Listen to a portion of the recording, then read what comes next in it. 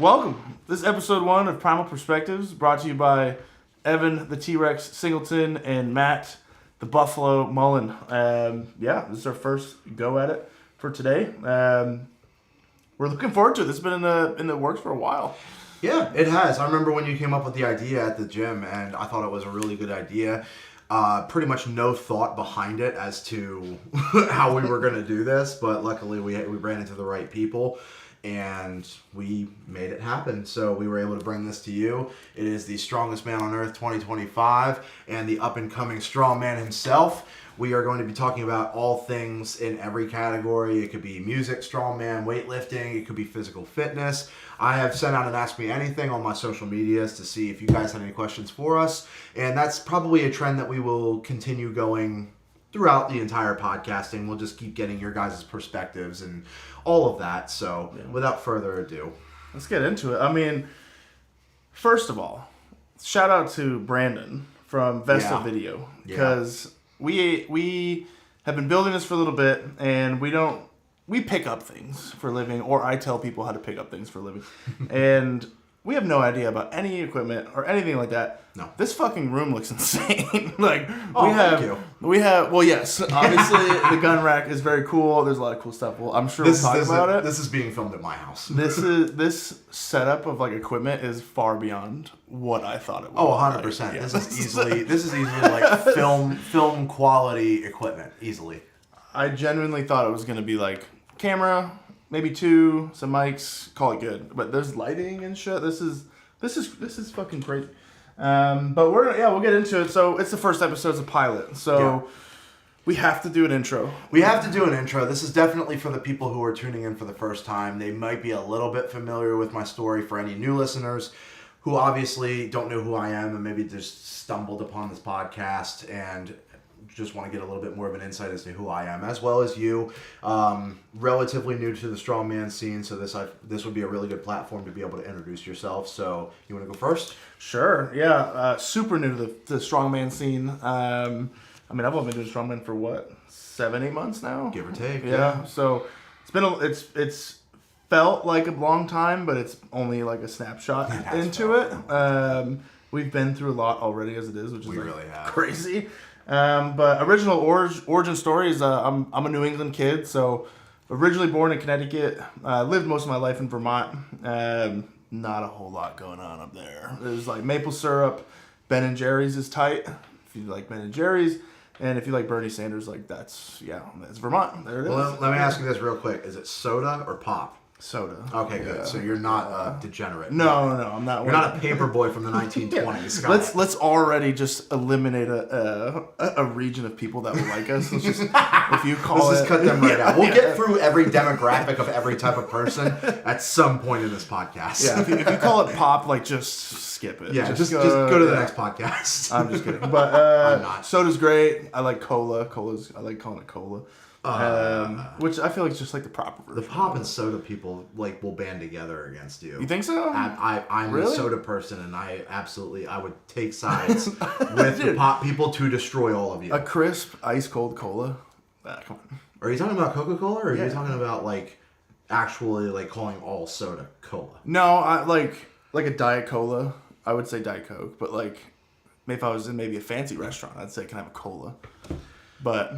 Or if I need a Sprite, a clear cola, I think it's just funny to throw in there. God, but I just want to snatch your ankles. That's why I keep it soda. But from Vermont originally, grew up in a pretty normal household. I mean, my dad was a blue collar guy. He's a truck driver for my entire life, long distance. So we didn't really see him that much. But he had he was one of those guys where he didn't really speak that much. But when he spoke, it was yes, sir. We're going to listen to you. He had that sternness. Yeah, he was just old school blue collar biker dude, West Coast chopper guy. I'm representing today, but mom is a saint. She still, I just talked to her last night about already asking me about Christmas items, and I'm I'm 27. Why do you really care about that? You are never too old to get Christmas presents, dude. I'm not going to say no to present. Exactly. But it's just it's not even Thanksgiving yet, and we're talking about whatever. She likes to prep it, but I'm the middle of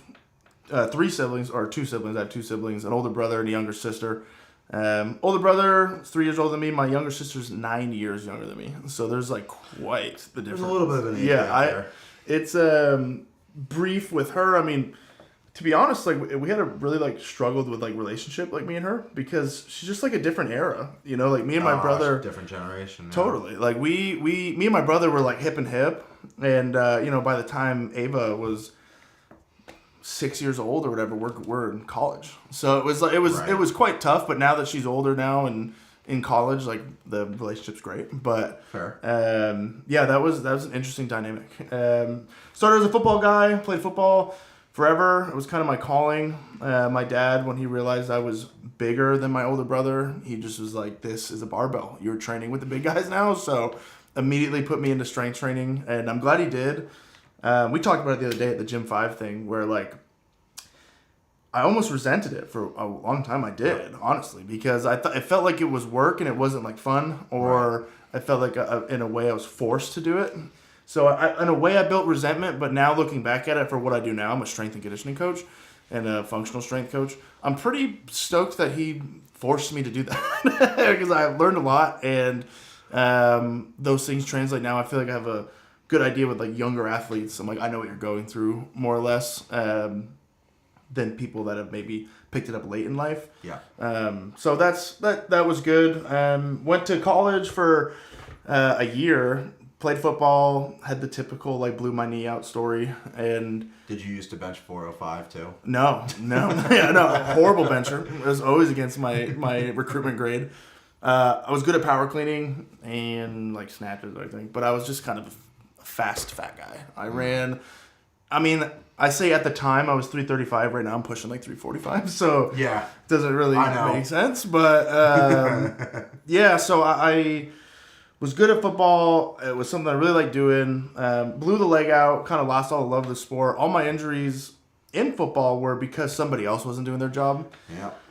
So it was really tough for me to have 3 knee surgeries, and they were all because the guy next to me didn't do their homework. That's what you get for playing team sports. So I retired, and I decided being an alcoholic was way better. So okay, Dad. Yeah, I decided that drinking and doing a bunch of hard drugs was the more efficient route in my life, which was not the right answer. No shit. Yeah, I did that for a while, and I blew up, got really, really big, and just like I had one of those moments where I looked at myself in the mirror and I was like, "That guy's fucking disgusting," and it kind of snapped me out of it. I have friends even to this day where they talk about it, where they're like, "Dude, you just came in one day and you're like, I'm tired of being this dude." So I started cutting weight, started just running and training again and getting back into it.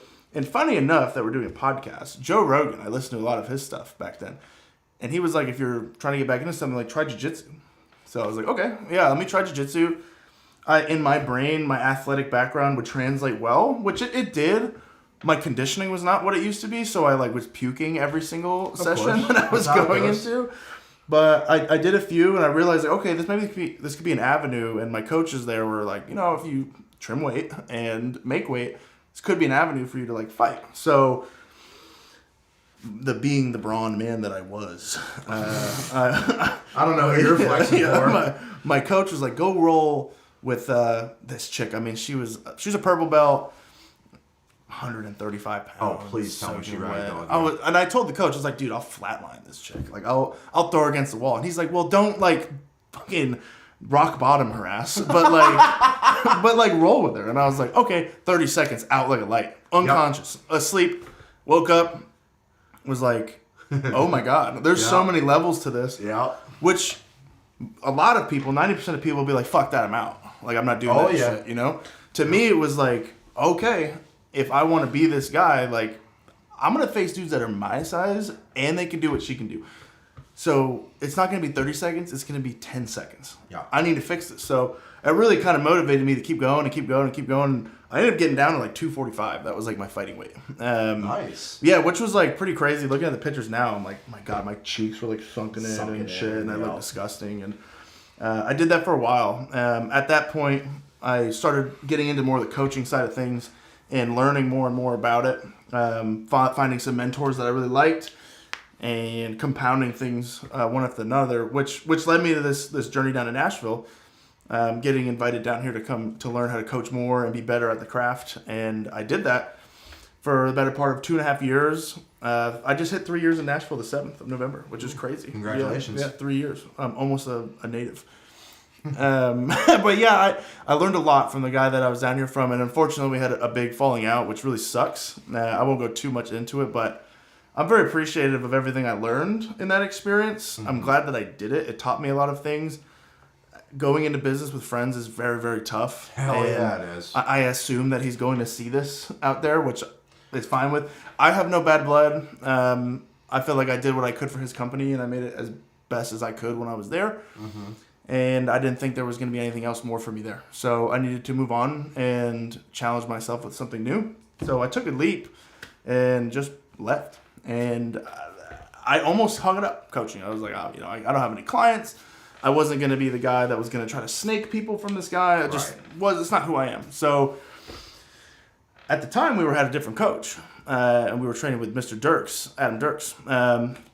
Also, no bad blood with Dirks. Dirks is a good guy, good coach. It just wasn't a good fit for us over the long run. But he brought me to the Saturday strongman lifts. And at the time, I was prepping for a powerlifting meet, which I'm sure we'll get to it. Evan's a huge fan of powerlifting. Yeah, powerlifting is a both waste of energy, it is a waste of time.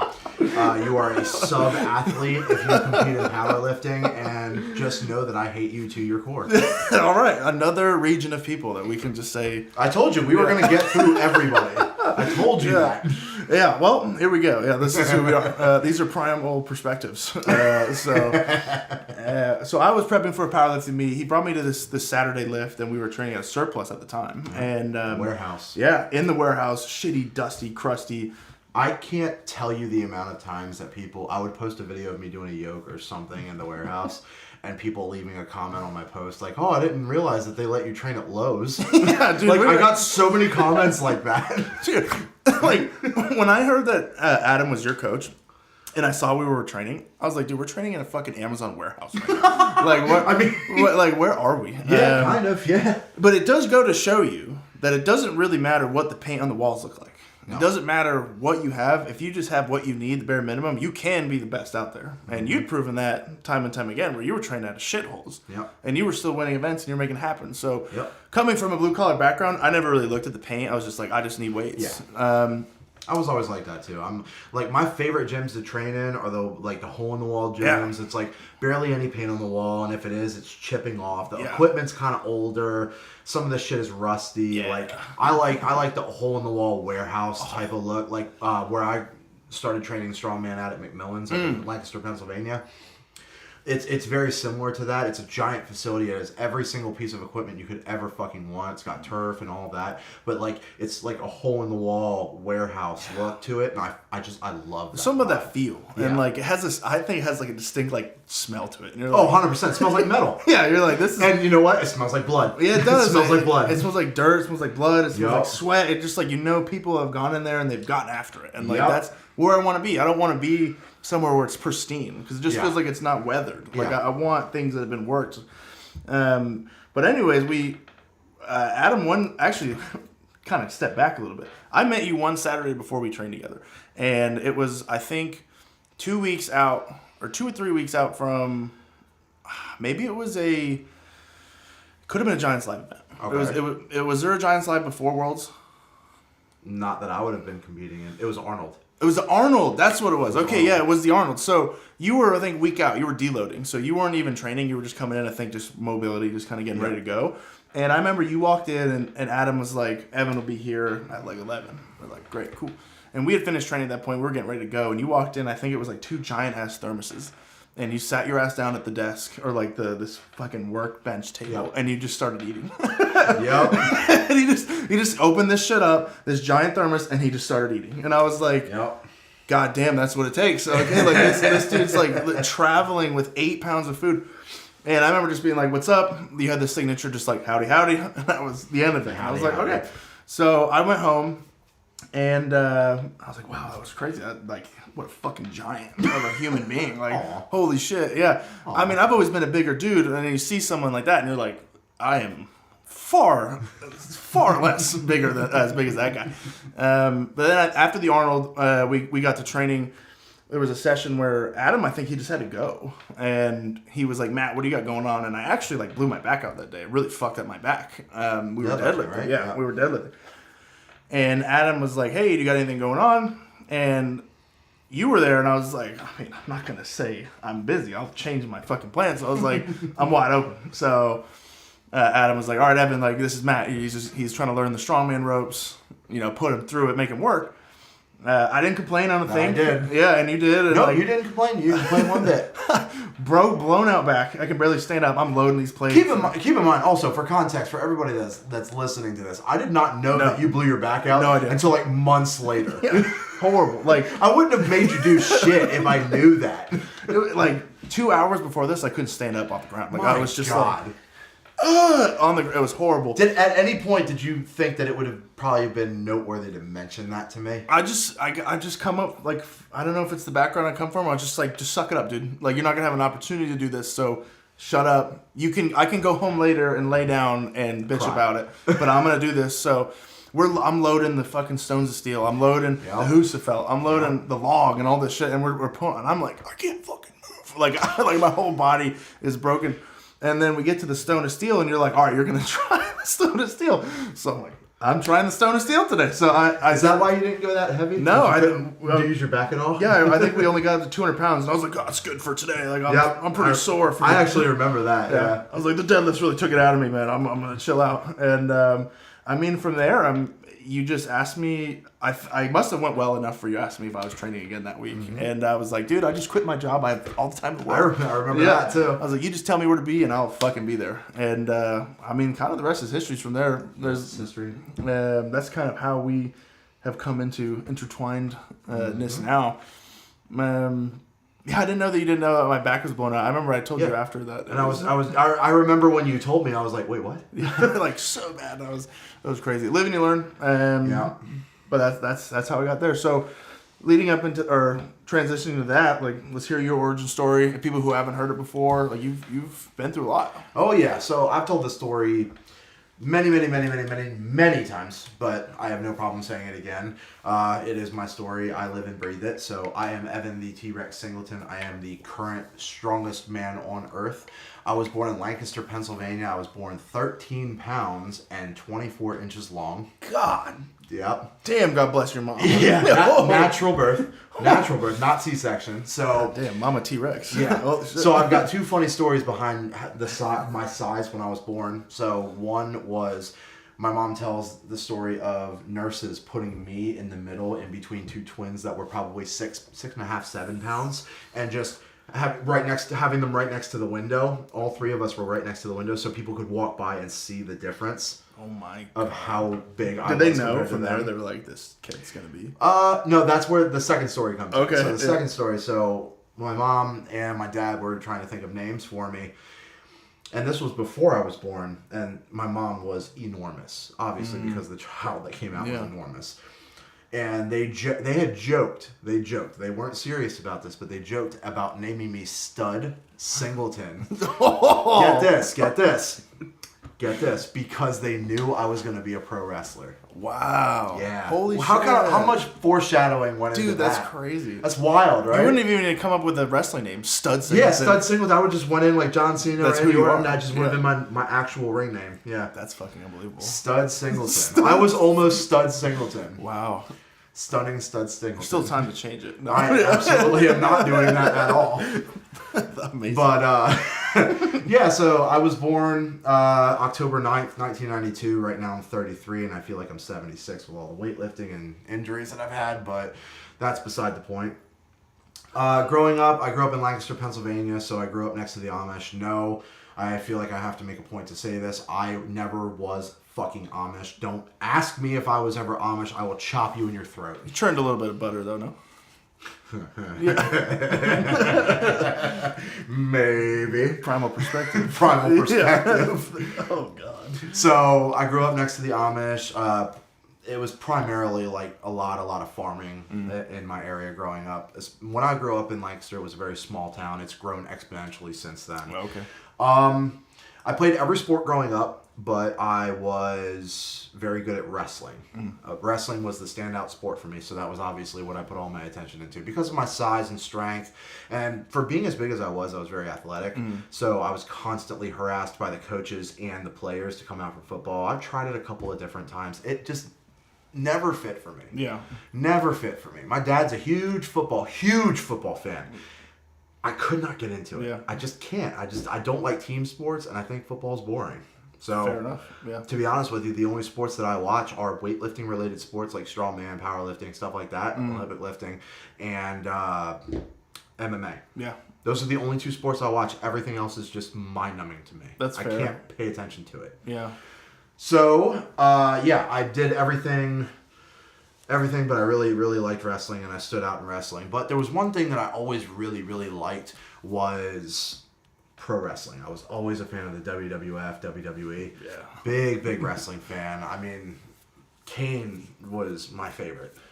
Kane was my favorite. Big Red Machine. Big Red Machine, yeah. Hellfire, Mayor of Knoxville. Hellfire and Brimstone. Mayor of Knoxville. I'm actually, side note, I'm actually trying to figure out when his next appearance is going to be so that I can go and actually meet him. That'd be awesome. Yeah, I would love that. Even if it's just a quick 5 minutes. Would you low key like size up Kane? No. No, you wouldn't. Okay. No, I have wait for what that man has indirectly done to influence my life. I would never try to do anything disrespectful. Oh yeah, no.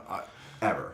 He's a big ass dude though. He's like 6'10". Yeah. He's about 6'10". Imagine that guy walking into like a congressional meeting, just like. Well, I saw a video of him doing like giving some kind of a speech at a podium on a stage and everything like that, and a stagehand. It was a skit. Sure. So a stagehand comes up and tries to like usher him off. So he pulls his old wrestling mask out from under the podium, puts it on, and choke slams the dude through a table on stage. And I just lost my shit. I thought that was so funny. How do you not vote for somebody that does shit like that? That's my mayor. That is my mayor. That's awesome. But Kane was a big influence on me. I was also influenced by guys like Randy Orton. I liked Bill Goldberg, Batista. Yeah. I liked guys like that. I liked the big monsters, but I also liked the characters of Kane and Randy Orton because this was around the time where Randy Orton was doing like that menace, like shaved head. He was fucking slick. Yeah, the Adonis pose. But that's when he was kicking fuckers in the head, from a running start. Oh my god. So I liked stuff like that. I was able to relate to characters like that because of my upbringing. I have an older sister. Try to compact as much childhood trauma into a short amount of time. I didn't dump into mine either too much. Just a little bit because it builds perspective of who I am as a person and how I got so fucked up. Yeah. I have an older sister, and without getting into too much detail, growing up, she had a lot of issues and mental and personality, and that kind of bled into the family dynamic that we had. So growing up, my parents both worked. My dad worked in a plastic and sheet metal mill, so he worked long, hard hours. Blue collar. Yep, blue collar. My mom was a mortgage broker, so she worked long hours at the office. They'd both come home exhausted, and then they would spend the rest of their time while they were awake trying to wrangle my sister, just keep her out of trouble the best that she could. She always ended up finding it anyway. Got it. But I was an easy kid growing up. I followed the rules for the most part. If you gave me like a video game and like a pizza or something like that, like you just put me in front of the TV and you wouldn't have to worry about me. So I was an easy kid. So it was easy for my parents to just kind of push me to the side while they focused on my sister. And that kind of led to some issues down the road where I'm hyper independent almost to a fault. I don't like asking for help from anybody, but I have a hard time connecting with people. I have a very hard time connecting with people. Like it takes a lot of effort for me to even like walls down engage with you. Sure. So that takes a while. I also have a lot of trust issues too. And it also I'm putting all of my problems out there, but it also gave me like a strong desire to want to be like noticed, and I guess that kind of feeds into the strongman thing a little bit, where it's just like I want to be the best, so all the eyes are on me and all the focus is on me. So there's probably my little amateur psycho evaluation of myself. We all have our moments. But fast forwarding, after I graduated high school, I went to a wrestling school in Philadelphia, CZW, Combat Zone Wrestling. They are essentially the new aged ECW. Sick. They do all the crazy shit with the barbed wire, the fire, the broken glass, shit. Like I remember the thumbtacks. I remember like my second or third night going to practice, they had a show that Saturday, right? And I went in on like a Thursday or a Friday before the show where they were getting all of the props ready. And I walked in and people were gluing like cut in half soda cans upwards onto tables and shit. Oh my God. They were putting like light bulbs on tables and they were like getting ready to put the barbed wire ropes on. And I was just like, where the fuck am I? But I ended up driving out there 3 days a week. So from Lancaster, Philadelphia was probably about an hour and 15, hour and a half one way. Damn. So I was driving 3 hours 4 times a week. 3 days I would go for training, and then on Saturdays we would have live performances. I never had a live show performance in front of a crowd until I got to WWE. So I was always helping. I was doing tickets. I was doing seats. I was ringside, doing stuff like that. And after about 6 months, 5 months, 6 months, someone comes, his name is Nick Burke, and I still love this dude to death for even helping me get this opportunity. He came in and he saw me, and he must have seen something in me that like sparked his interest, because he was like, hey man, my name is Nick. I just want to let you know I'm friends with the guy who runs talent relations for WWE. I think you have a really good look. I think you have a really bright future in this. If you're okay with it, I'd like to take your picture and I'd like to take your info and I'd like to send it out to this guy. And at that point, I was like, I don't have any leads to get to WWE yet. So whether this guy is like legitimate or he's full of shit, I don't have anything to lose. Sure. So why not send my stuff out? And sure enough, like maybe a week and a half after that, I got a phone call from the lead director of talent relations for WWE, and they offered me a 7-day tryout. Damn. So obviously I took that. I flew down to Tampa, Florida, where their training facility was. It was FCW, Florida Championship Wrestling at the time. I jumped into FCW, and for the first 3 days, I did a lot of in-ring training, showed them what I could do physically. And then one day we had a promo class, and then there wasn't any live shows scheduled that weekend, so we kind of had a free day where I just stayed at the hotel and lounged at the pool and enjoyed the food and all that. Yeah. And this was at 18 years old. It's quite a step. It's quite a step. Yeah. Keep in mind that I didn't, because of the way that I grew up, I didn't have a lot of like stepping out of my comfort zone. Sure. So going to a state by myself to interact with people on a business perspective and all of that, and kind of putting myself out there was very, very new to me. Very new to me. And I'm sure going from like nothing to like, in a way, I mean, from your perspective at the time, like to being like pampered as an athlete. Yeah, you know, 100%. At the time, it was like, wow, this is the good life. Yeah. This is how it works. Nice. And it's wild, right? So I end up going the week, and then I ended up coming back, and I was like, oh, good. Well, I just now I'm in the purgatory state where I'm just kind of like waiting to hear back whether they're interested, they're not interested, whatever. And sure enough, about a month and a half later, I got a call back from John Laurinaitis, the official director of talent relations for the WWE. He called me and he offered me a 3-year contract. No shit. So I packed up my car, I said my goodbyes, I drove down to Florida. I ended up moving in with one of the other guys who had just gotten recently signed. His name was Dante Dash. His real name's Tion. Great dude. I actually really miss that dude. If I'm not mistaken, I think he became a cop. Oh, really? Yeah. Okay. In Florida, do you know? I don't know if it was I don't know if it's in Florida. I think he went back home to where he was. I want to say it was New York, but I could be mistaken. But he became a police officer, so... Do you still have any contact with any of those guys? Nope. No? Yeah. Nope. Even with like what's going on in your life right now, have you ever heard from any of them? Or? Well, it's funny that you say that, because at the Rogue Invitational, I think 2 years ago, the last time it was in Texas, right before one of the events, the MC of the event came up to me and he was like, hey, Evan Singleton used to be in WWE, right? I was like, yeah. And he said, hey, I just wanted to let you know that Seth Rollins, you know who Seth Rollins is? Of course. Me and Seth Rollins were in developmental together. No shit. So I wrestled Seth a lot. No kidding. For those who don't know, Seth Rollins is like a superstar now. Yeah, he's like what, top 3 in the company right now? Yeah. He's a huge fucking name. He's a face, yeah. And he came up to me and he asked me if I was Evan Singleton. I used to be in WWE, and I was like, yeah, I did that like a lifetime ago. And he was like, hey, I just wanted to let you know, Seth Rollins and Cesaro. Yeah, Cesaro. Holy shit. Yeah. Seth Rollins and Cesaro both say that they're very happy for like your success, and it's really cool to see you achieving something. And I was just very blown back by that because, like, I didn't get into this yet, but I don't feel like I was very popular in the WWE because I didn't have wrestling lineage.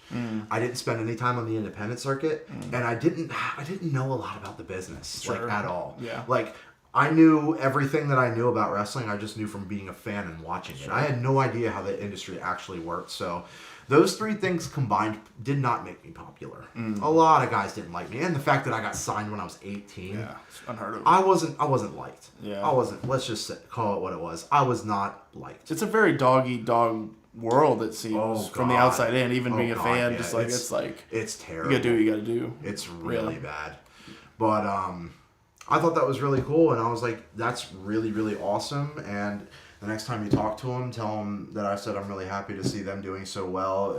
It's awesome to hear from them and all of that. I thought that was really cool. Yeah, it's awesome. I thought it was really cool that Seth and Cesaro actually fucking remembered me. Sure. First of all, because when I was in WWE, before I got hurt and had to get out of it, I wasn't a name.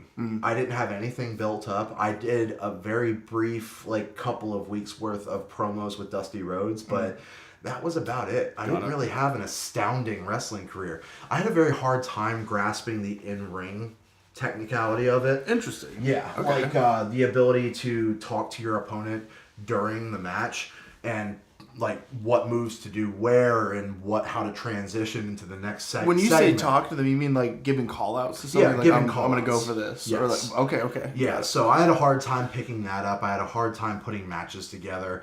I was really good at selling, and I was really good at I was good at performing the moves, and I was good at taking the moves. I was a very good seller. There was a couple of times I remember in practice where the coach would be in the ring with us, and we would be taking moves, and I would sell them how I thought they should be sold, and then the coach would come over and stop us and ask me if I was okay. I'd be like, yeah, I was just selling. I was doing what I'm supposed to be doing. Yeah, that's what we're supposed to be. Yeah. But you're doing your job too good. Stop. Yeah.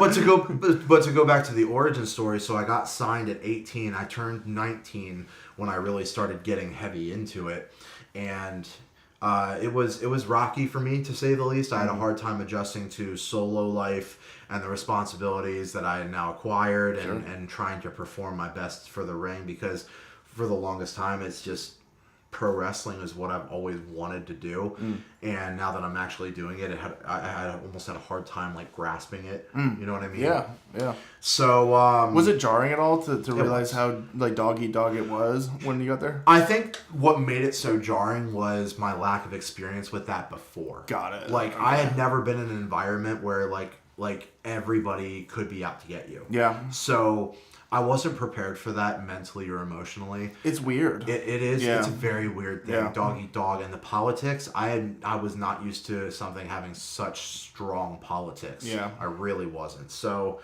that caused a lot of angst, I guess you could say. And about a year into my wrestling career, I was performing live, and I actually received a choke slam. And instead of landing, for anybody who doesn't know, a choke slam is when somebody grabs you by the throat, and then and as they dip to stand up and extend their arm, you're posting on their shoulder to get as high as you can, and then that person's supposed to guide you down to the mat on your back.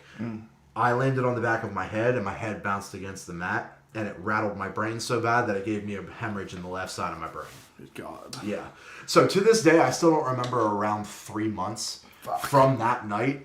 3 months on. Jesus I still Christ. don't have that memory. I don't remember how I got home. I don't remember seeing any doctors. Like, I don't remember anything at all. How old were you? 19. Fucking A, man. I was 19. Yeah, that's a big bump to take at 19. Yeah. So... And especially, like, at least when I was at that age, dude, you feel like you're a fucking superhuman. Oh, you know what God, I mean? yeah. I can take anything. Like, Oh, I can God, take any yeah. bump. I it got doesn't fallen off matter. a house and just wiped like dust in my shoulders. Yeah, and then moved on. The same thing with my leg when it like first went, like the big. So I tore my meniscus, but I tore my patella tendon, which those of you who don't know, that's what holds your kneecap in place. Yeah. I'm performing at a D1 level playing football. One step the wrong way, And that's what, boom, exploded. And it was like, the mental side, obviously painful, right? But like the mental side of being like, oh shit. Yeah. I am as brittle as everybody else. You are human. Yeah, that is a hard pill to swallow. It really is. It really is.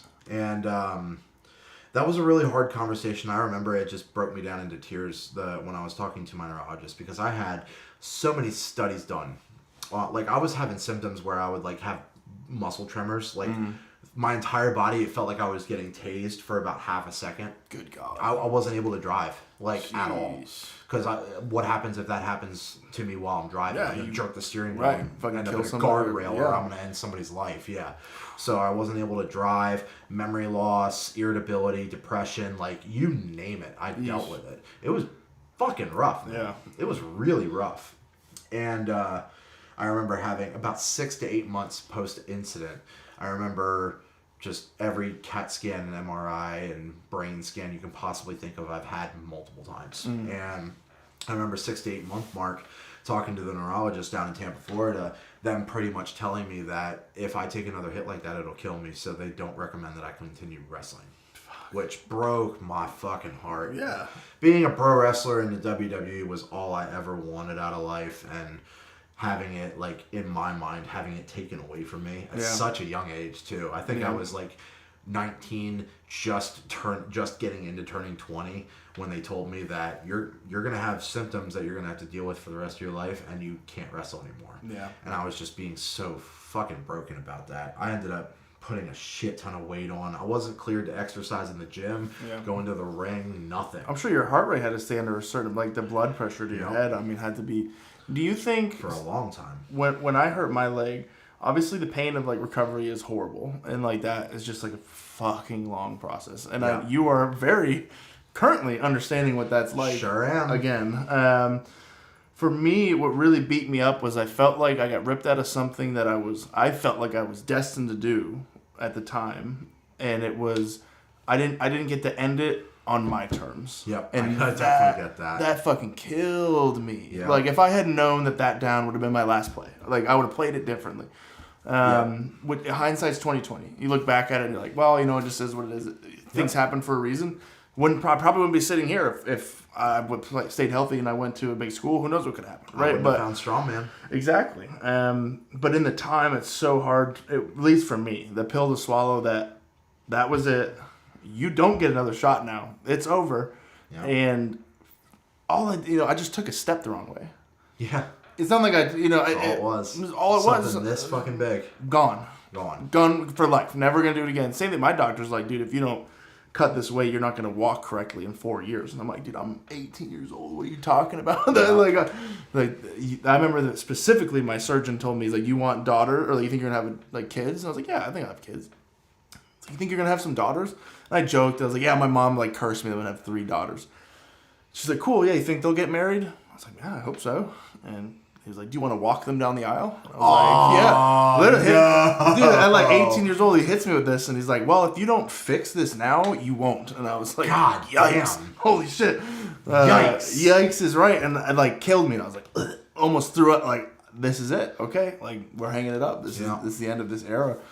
Which makes you feel super lost, which I'm sure you did at the time. Oh, God. I lived in purgatory for such a long time. I mean, I wasn't greenlit to go to the gym or exercise, go to the ring, nothing. Which is all you knew, right? Which is all I knew up until that point. So I'm sitting on my house. I remember this. I remember sitting in my house day in and day out, drinking 2 liters of Code Red Mountain Dew. Oh, yeah. And eating, I shit you not, eating 3 pizzas a day. Were you getting the gamer score at least from it, where you could scan the gamer? Murdering Call of Duty, Gears of War. I was killing video all games. The DLC because of the Code Red. But I remember just spending my entire day on the couch in front of the TV because I just wasn't motivated to do anything. I couldn't do anything. Yeah, how could you? And I was just so miserable, and I was practically living in purgatory, just waiting for the next step of my life, having no idea what was going to happen next.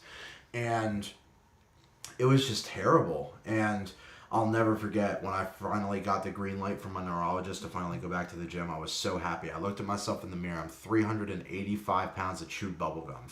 Fat and gross. Big. Hated what I looked like. Yeah. Hated myself. Yeah. Hated what I looked like in the mirror. And I was like, you know what? I'm tired of looking at myself every day and hating what I see. I want to like what I see again. I'm going to try bodybuilding. So I ended up, over the next 7, 8 months, I ended up moving back to Pennsylvania.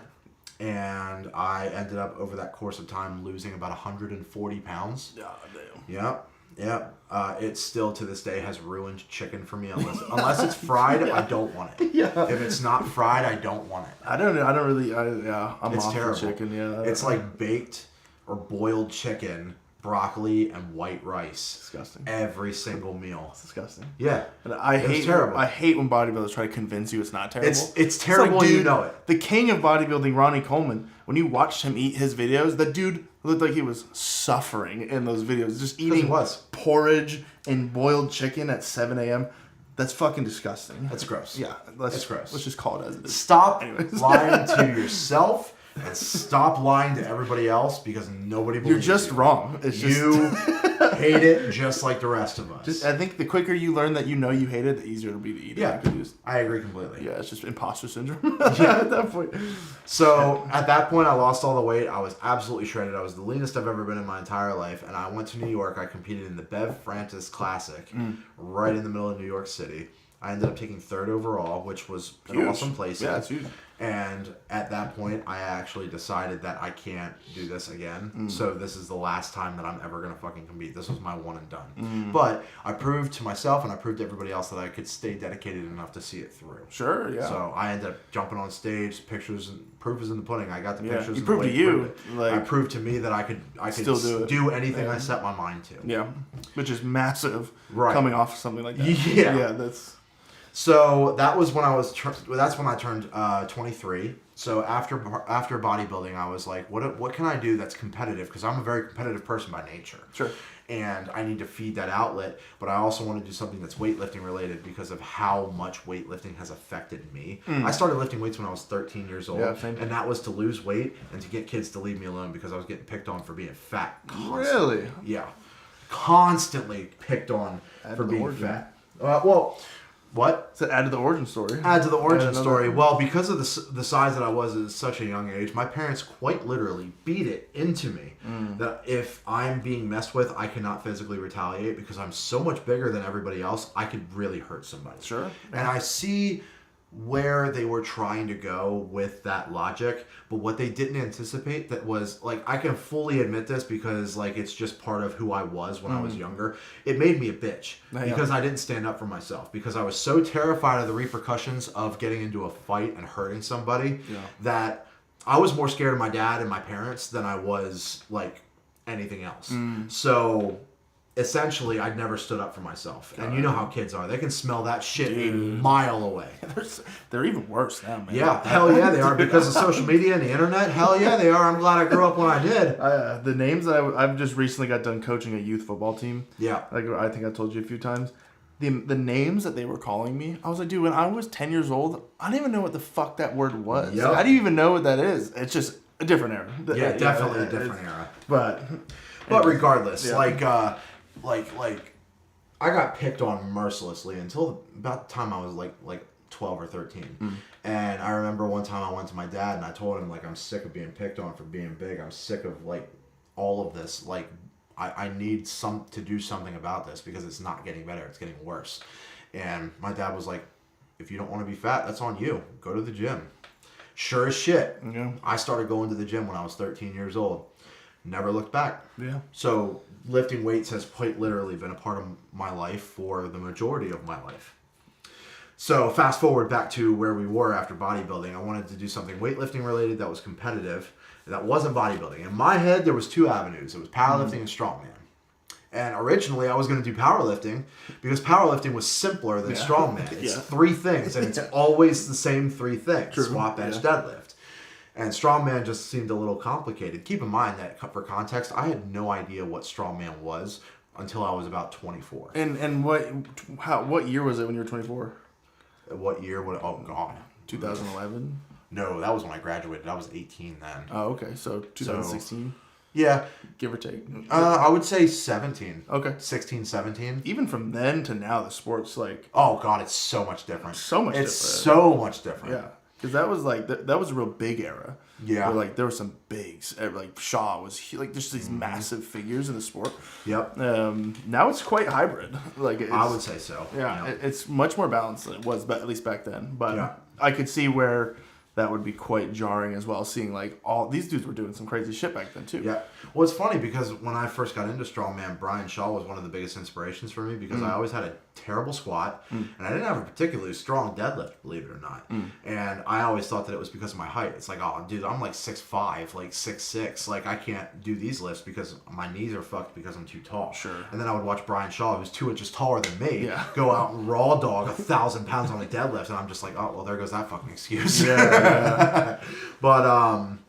But yeah, I decided that I was going to do powerlifting, so I googled powerlifting gyms, like heavy weightlifting gyms in Lancaster, Pennsylvania, and it took me to Matt Mullin's Training Systems, a place that I still hold very near and dear to my heart. And I went there. I told the owner Rick, and I talked to his wife Lauren, who they both run that gym. I talked to both of them about my aspirations for powerlifting, and then I'm going to try strongman. And then out of the 3 that I tried, bodybuilding, powerlifting, strongman, I was going to pick which one I liked the most after I did all 3. So I go in, I take a tour, I talk to them a little bit about their experiences and the clientele that they have in there. That's a powerlifting and a strongman gym. Got it. Okay. But they do a lot of training with kids and college athletes and stuff like that. Yeah. A lot of athletic training. There's a little bit of everything there, if I'm being totally honest. But I remember there was a guy doing log. His name is George Pearson. He was doing log press. And I was so enamored by it that in between the sets, I came up to him and I asked him like what he was doing. I asked him like if he does strongman. He said yes. George is a masters competitor. Got it. So he's an older guy, comparatively to me. Sure. But he's an older guy, and he asked me if I wanted to jump in, and me being like ready to go for fucking anything, I had my gym bag in my car.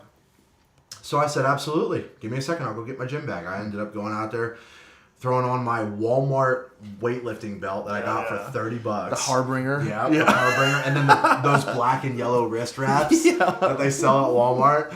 I had those, and I threw them on, and I worked my way up to a 300-pound log. No shit. The first time I ever touched the implement, I got a 300-pound log.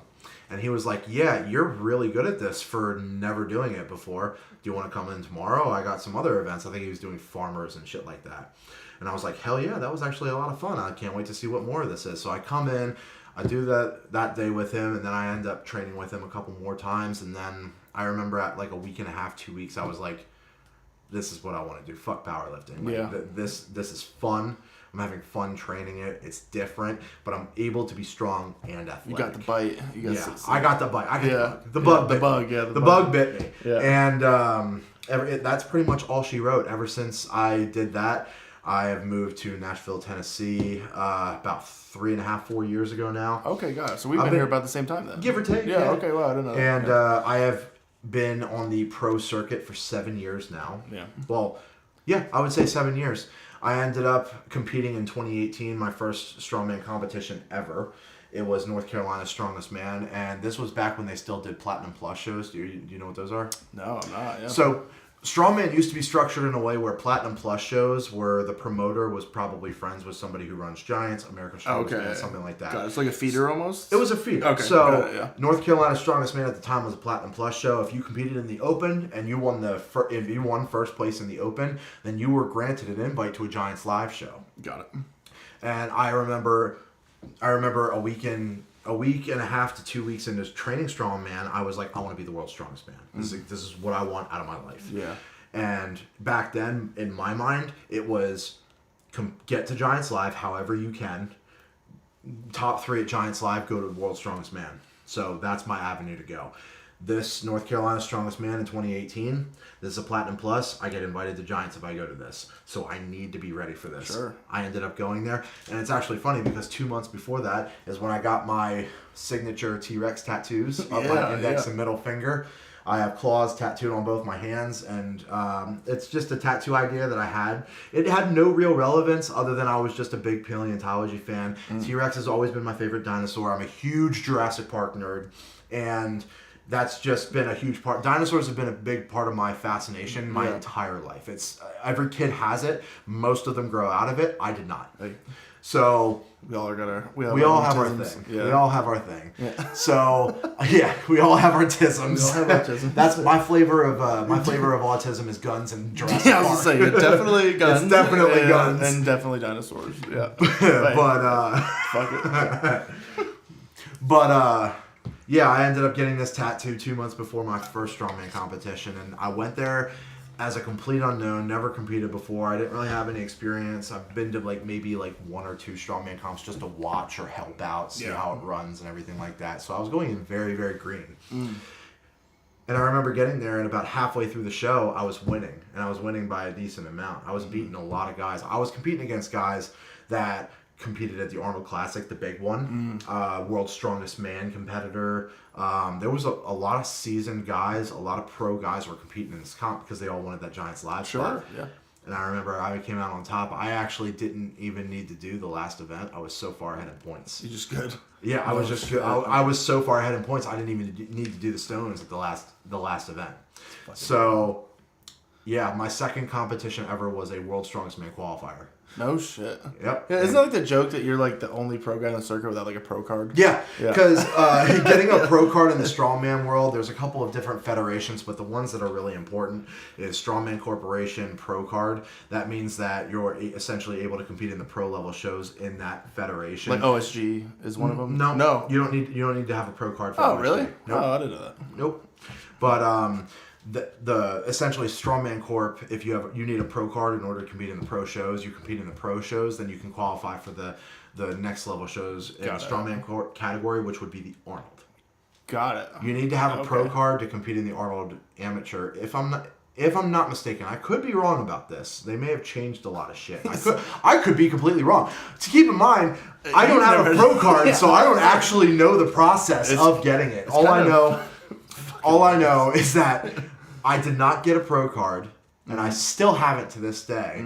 But now I'm the strongest man on earth. I'm top 3 at World's Strongest Man. I'm 7-time international champion, and I do not have a pro card. So the running gag is, Evan's the world's strongest amateur. That's so fucking funny. I never even thought about that. You don't know what it looks like to get a pro card. You never had to fucking get it. Well, I'll tell you this, because this was back around the time in 2018, 19 is when they were still doing the Arnold Pro Series, and I wanted to compete in the Arnolds. And I remember I had just got done in 2019 competing in the Arnold Classic Canada. I got third, right? I got podium at an Arnold Canada show. And I remember talking to the director of Strongman Corp, and I was like, can I please have another invite to another Arnold? If I get one more Arnold invite. I had already done Arnold South Africa through my connections with North Carolina Strongest Man. The promoter was looking for Americans to come over to South Africa to compete, so I went to go do that, and then I got 5th in that, and then I went to Arnold Canada and I got 3rd in that, and I was like, if I can get one more invite to the Arnold, I wanted to do the Arnold Santa Monica out in California because they were good events for me, and if I get mid-pack or better, I'll have enough accumulated points to get invited to the Arnold, the Arnold Ohio, the big one. The big one, yeah. So I remember asking the promoter at the time, I don't believe she is anymore, but I remember asking her, I was like, can I please have an invite to a new, one more Arnold show, just one more, can I please do that? And she was like, it's not really fair if I give you an invite over the guys that actually have their pro cards, so we can talk about you getting an invite after you go to an amateur competition, win your pro card, qualify for nationals, go to nationals and win, and then get your pro card, and then we can have that conversation. And in my mind, I'm already internationally podium in competitions. I'm competing against the best guys in the world. I'm not going to go to an amateur comp and fucking mud stomp everybody. Sure. And also risk injury. I'm not going to risk injury in an amateur show, but I'm also not going to go to, my biggest thing with that was I'm not going to go to an amateur show. Technically, I'm making money from it now as a pro. I'm not going to go to an amateur show and take that opportunity away from those people that worked their asses off for that moment. That's such a dick move. Yeah. I just blatantly refuse to do that. Got it. So, after all that time, I didn't get another invite to any world tours. And I pretty much went the path of Giants Live because Darren and Colin, I met them at North Carolina, not North Carolina, Giants Live North Americas in 2018 in Martinsville, Indiana. I met Colin and Darren. They already knew about me. They heard about me, the pro wrestling thing. Yeah. Which you plug in like beautifully into their like system. Yeah, I do, because Giants Live focuses. In my personal opinion, Giants Live rides the line perfectly between competition and entertainment. Yeah. They put on the best arena shows in the world. There's not a question. They've got fireworks. They have walkout music. They have an amazing MC. Like they have everything down to a T to make it entertaining and competitive. And they sell it over there. Like the shows are fucking packed. Yeah. I remember in 2019, I competed in Manchester, England. It was the same. It was the Manchester Arena. That fucking thing was like 8,500, 9,000 people strong. Damn. Yeah. It was wild. And Royal Albert Hall, you were just, that was sold out too. Royal Albert Hall, I think, caps at 4,500 people. But just like the way that it's structured, 4,500 people sounds like 10,000. Yeah, I'm sure. It really does. Yeah, and that's fucking awesome. Dome. Yeah. It looked awesome. Yeah, not to mention we're just surrounded by... Yeah, you're like in a fucking gladiator arena. Yeah. That's sick. It's awesome. Yeah. It really is. So, like, I'm able to really tap into my ex-WWE. Because I will say this.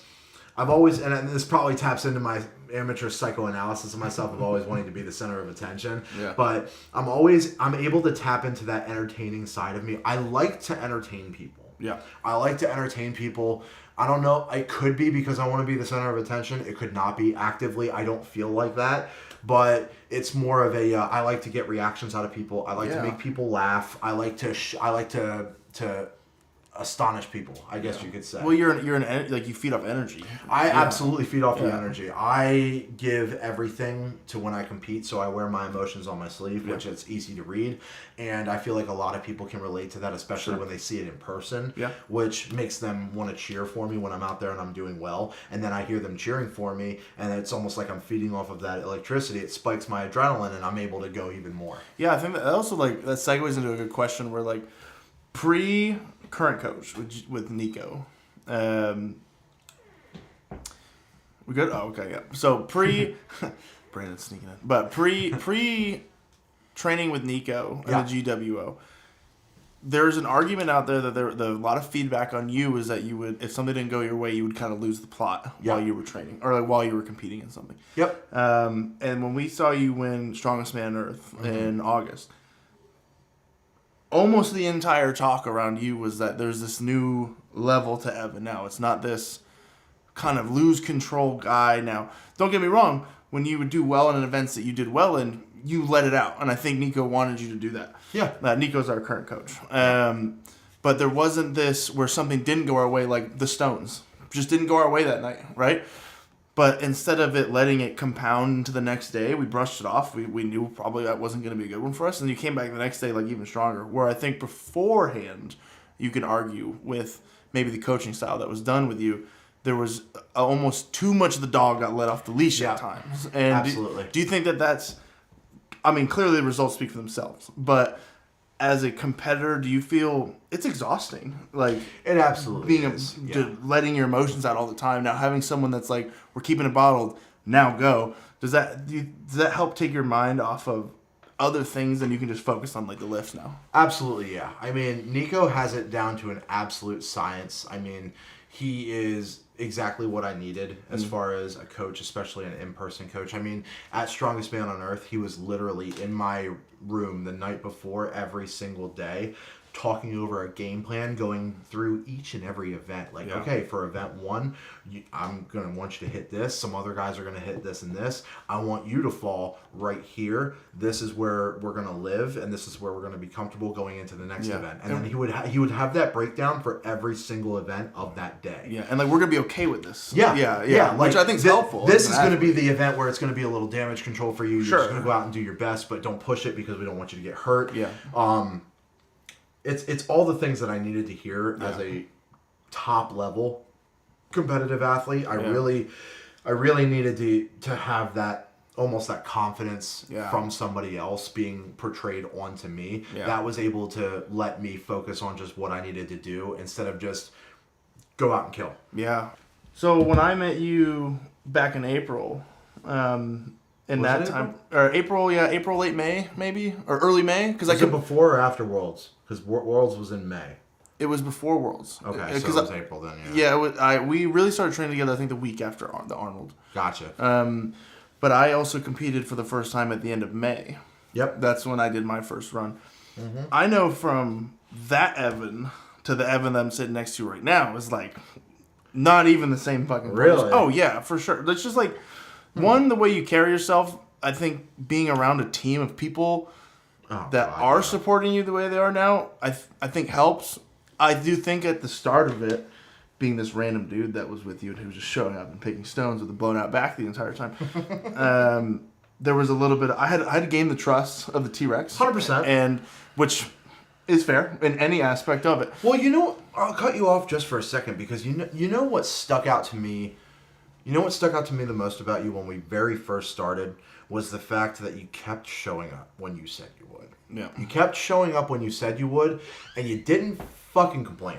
Yeah. You didn't complain at all. Like, and don't get me wrong, at the very beginning, I was like I wasn't lifting a finger as far as equipment or weights at all. I had you do everything. Yeah. You never complained once, and like that says a lot to me about the type of person that you are and the type of aspirations that you have and the type of athlete that you are. Yeah. Because thank you. I wasn't trying to put you through the ringer or anything like that. I always feel like that's kind of gay, in my opinion. That's just lame. It is. Like, I'm not the type of lifter where if you want to come train with me, I'm gonna try to put you through the most intense workout ever so that you don't come back. Sure. I don't believe in shit like that. I'm more of a time builds my trust kind of guy. Yeah. And the thing that stuck out to me the most about you was that you just kept showing up. You kept coming in. Like, I'm gonna do strongman events on Saturday at 10 a.m.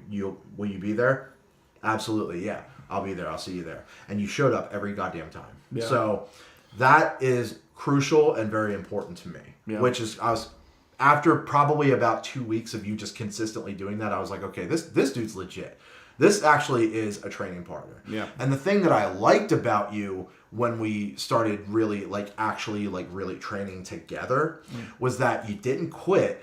You pushed yourself and you pushed me. Yeah. I always tell people when you want to train with me and you want to do the same things that I'm doing and all of that, I tell you that's fine. I don't give a shit how much weight you're lifting. Yeah. I don't care. I don't want to sound arrogant, but I'm one of the best and strongest guys on the planet. Yeah. And I've proved that. Sure. So I don't expect anybody, let alone somebody who's brand new to strongman, to come in and lift the same weights that I'm doing. Sure. So as long as you have the attitude of, I want to get better, I'm going to do what it takes to get better, and I'm going to show up every single day whether I want to or not, and I'm going to fucking put in the work, that's all I want. Yeah. I want somebody who, if I'm overhead pressing 400 pounds, I want you next to me yelling at me, telling me that you want to be the best in the world. Like, I love it when you shout that at me. Yeah. Like, best in the world, because it takes my mind right back to, I'm doing this to be the best in the world. Yeah.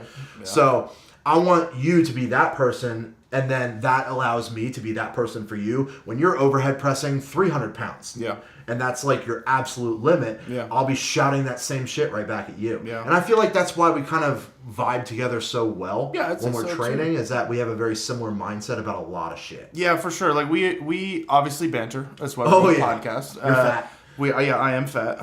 The strongest man on earth and the fattest man on earth in the same room. Well, I wasn't going to go that far, but hell, I didn't say it. Maybe I'm not, but I'm on my way. I'm on my way. I understood when we were in there, like, banter's banter, and there has to be some element of when you're moving weights like that, and it is dangerous. And we do often not think about that. It's always in the back of our head, at least in my head, where we know that, like, hey, we're doing some crazy shit right here, and it's very possible that something goes wrong. It's in the back of our heads. We're not thinking about it while we're lifting. If we thought about it when we lift, we would never get the weights we'd get. However, there is that element. But we knew it's banter, but when it's go time, it's fucking go time. It's go time. Yeah, it is time to lock in. It's time to do 8 lines of ammonia. It's time to take a back slap. It's time to fucking go. For this next minute, this is all I care about. I'm not caring about rent. Nope. I don't care about past relationships. I don't care about what I'm eating next. I don't care. All I'm worried about is picking this fucking bar off the ground. Yep. And me and you both, like, without even really saying it ever, I don't think, to one another, we just knew that okay, this is, like, shut the fuck up. It's go time. I feel like this is a point where real recognizes real. Yeah, because yeah. I feel like we've been lifting together long enough to where you're able to see, like, I've got the weights loaded up to top set. Yeah. And we'll be bantering, we'll do our shit, and then you'll see, like, that sudden shift in my personality, and I feel like you can read that as, it's time to fuck. All right, no more bullshit. Like, for the next, like, minute, it's murder. Time to go. Yeah. And I'm able to read that with you, and that's just another reason why I think we would do so well together as training partners. I agree too, and I mean, when I brushed on it earlier, when we first started training, I was trying to power lift, and really, the reason I was powerlifting is because I just was lost in the strength world and what I wanted to do. I wasn't fighting anymore. I didn't want to train like a fighter anymore. When it came to in the weight room, I'd done it for years, and it's super beneficial, don't get me wrong, and I think most people should probably train that style of lifting. For me, and yourself, like, I've been training since I was 13 years old. At the time I was, when I started training I was 26, now I'm 27, but up until that point, like, the problem with lifting for me wasn't getting to the weight room. You know what I mean? Like, the habit's built. 99% of people nowadays, it's just, the hard part's just showing up to the fucking weight room. Yep. We don't have that problem. So for me, I was just getting bored doing the same thing over and over again. And it was just getting redundant, and I was like, I'm not really seeing any strength gains. I'm in good shape, but, like, I want to be strong and I want to fucking move weight. So to me, it's just like being a West Side Barbell guy, being a Elite FTS guy, Dave Tate, Louis Simmons, Mark Bell, Joe Ken, like, just fucking powerlift. Let's just get nasty and let's powerlift. It's fun.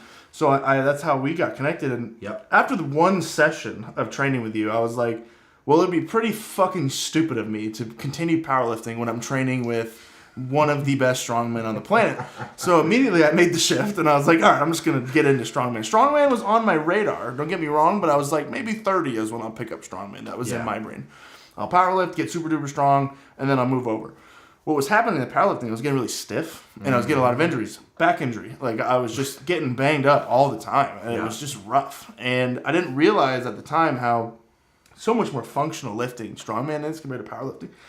Powerlifting is very one-dimensional, right? Yeah. It's the same thing over and over and over again. You're doing the same accessories over and over and over again. The modalities never really changed. Like, you're adding a band, maybe a chain here and there, but it's the same fucking shit. Like, you're doing the same thing. Yeah. So you get really stiff, you get banged up, shit pops.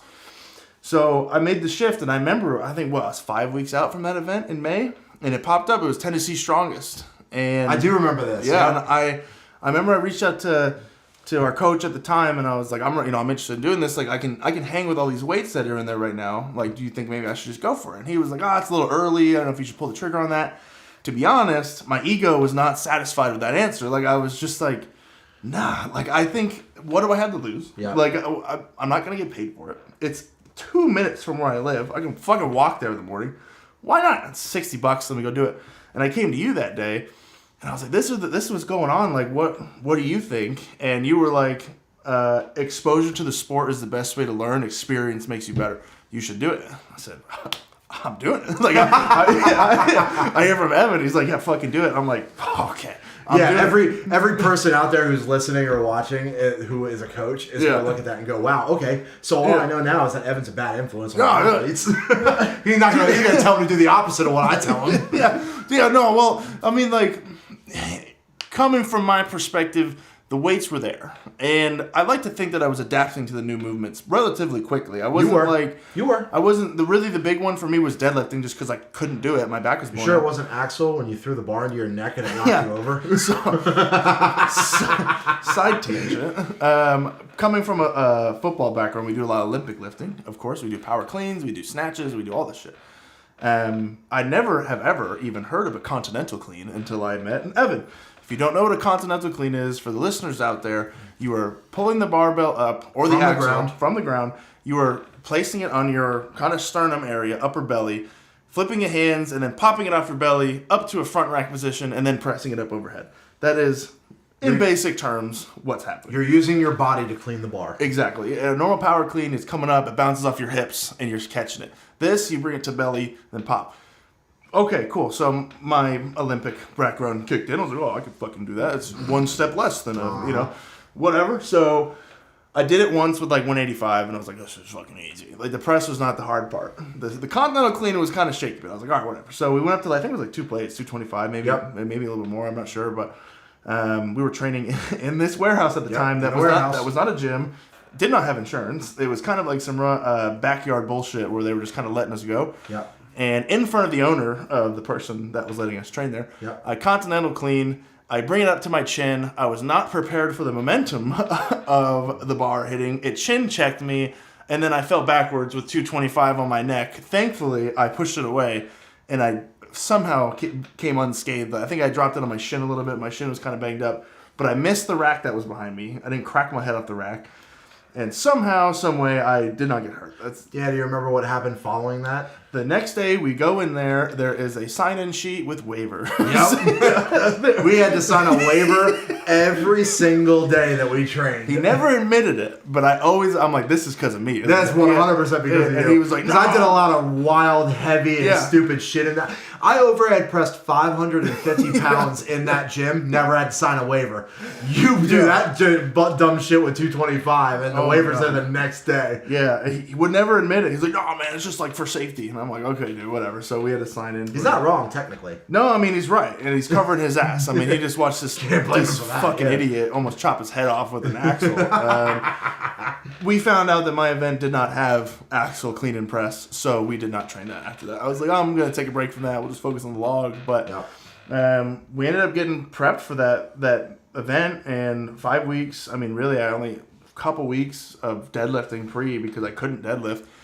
And we went there, we got it done. I mean, I finished second. I came in second by like 1 or 2 points. And I won every single event except for the deadlift. I just couldn't do it. We knew going into it, and it was an axle deadlift, so it was even stiffer, and I just couldn't do it. And I knew that if I could have probably muscled like 5 reps or 6 reps out of it. But is it worth it? No, I wouldn't have finished the event in the total. So I've put my mature helmet on, and I was like, I'm going to be smart here. Which is honestly good on you for being that new to strongman and having that mindset. Just damage control, like you talked about with Nico, where it's just like, I want to finish the event. Yep. So if I do this, I got 1 rep, so I didn't zero it. My one big rule is I didn't want to zero any events. So I did my 1 rep, was cool, went down.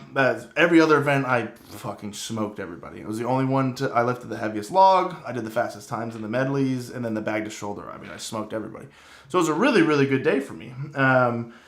Post that, I mean, the support from our team at the time wasn't that great, but it was okay. That kind of also started our shift onto our next chapter in life. It was a good segue. It was... Things happen for a reason. Yep. And the only guy to reach out to me and congratulate me was Evan. And I think you were at Worlds at the time. Yep. Or you were maybe, I think you were recovering from Worlds because you just turned your bicep. Yes. So you were in Canada, I think. Yeah. Yes, you're right. And you had reached out to me and said, hey, congrats. Like, good job, way to get it done, you know. This is what we do. Yep. And I was like, okay, yeah, I'm in the right spot. Now we just need to change our environments. Yep. And thankfully, we did. I'm really glad that I started reaching out to gyms when I did. Yeah, and I had a feeling that if we didn't find something that you were just going to move on from Nashville, which... I would have... I cannot stress this enough. Before I found Gym 5 and met Adam, I was seriously considering either moving out to Las Vegas or moving back to Pennsylvania so I could train at McMillan's. Yeah, I knew that. And I was like, I can't blame the guy. He's got to do what he's got to do. Obviously, selfishly, I'm going to miss him, and like I love the energy. But it got to a point where it was like I knew going in training at the warehouse every day. I knew I wasn't going to win World's Strongest Man and be the best athlete in the world with what I had in front of me. Sure. And it was honestly it was my responsibility and my ownership of the situation to be like, this isn't what's best for me. I need to go do what's best for me. Yeah. And that's when I started reaching out to gyms. I started messaging gyms and emailing, hey, my name's Evan Singleton. I'm top 3 in the world in strongman right now. I'm about 30 minutes away, 40 minutes away. I'm willing to make the drive. Just wondering if you had any strongman equipment. Most like half of them didn't even get back to me, which is fucking crazy. And the ones that got back to me just sent me a bunch of messages, essentially like, we have this, and this is kind of like in the corner area, and it's like every gym that I reached out to, just I typed in strongman gyms Nashville, Tennessee, and the gyms that popped up are the ones that I ended up messaging.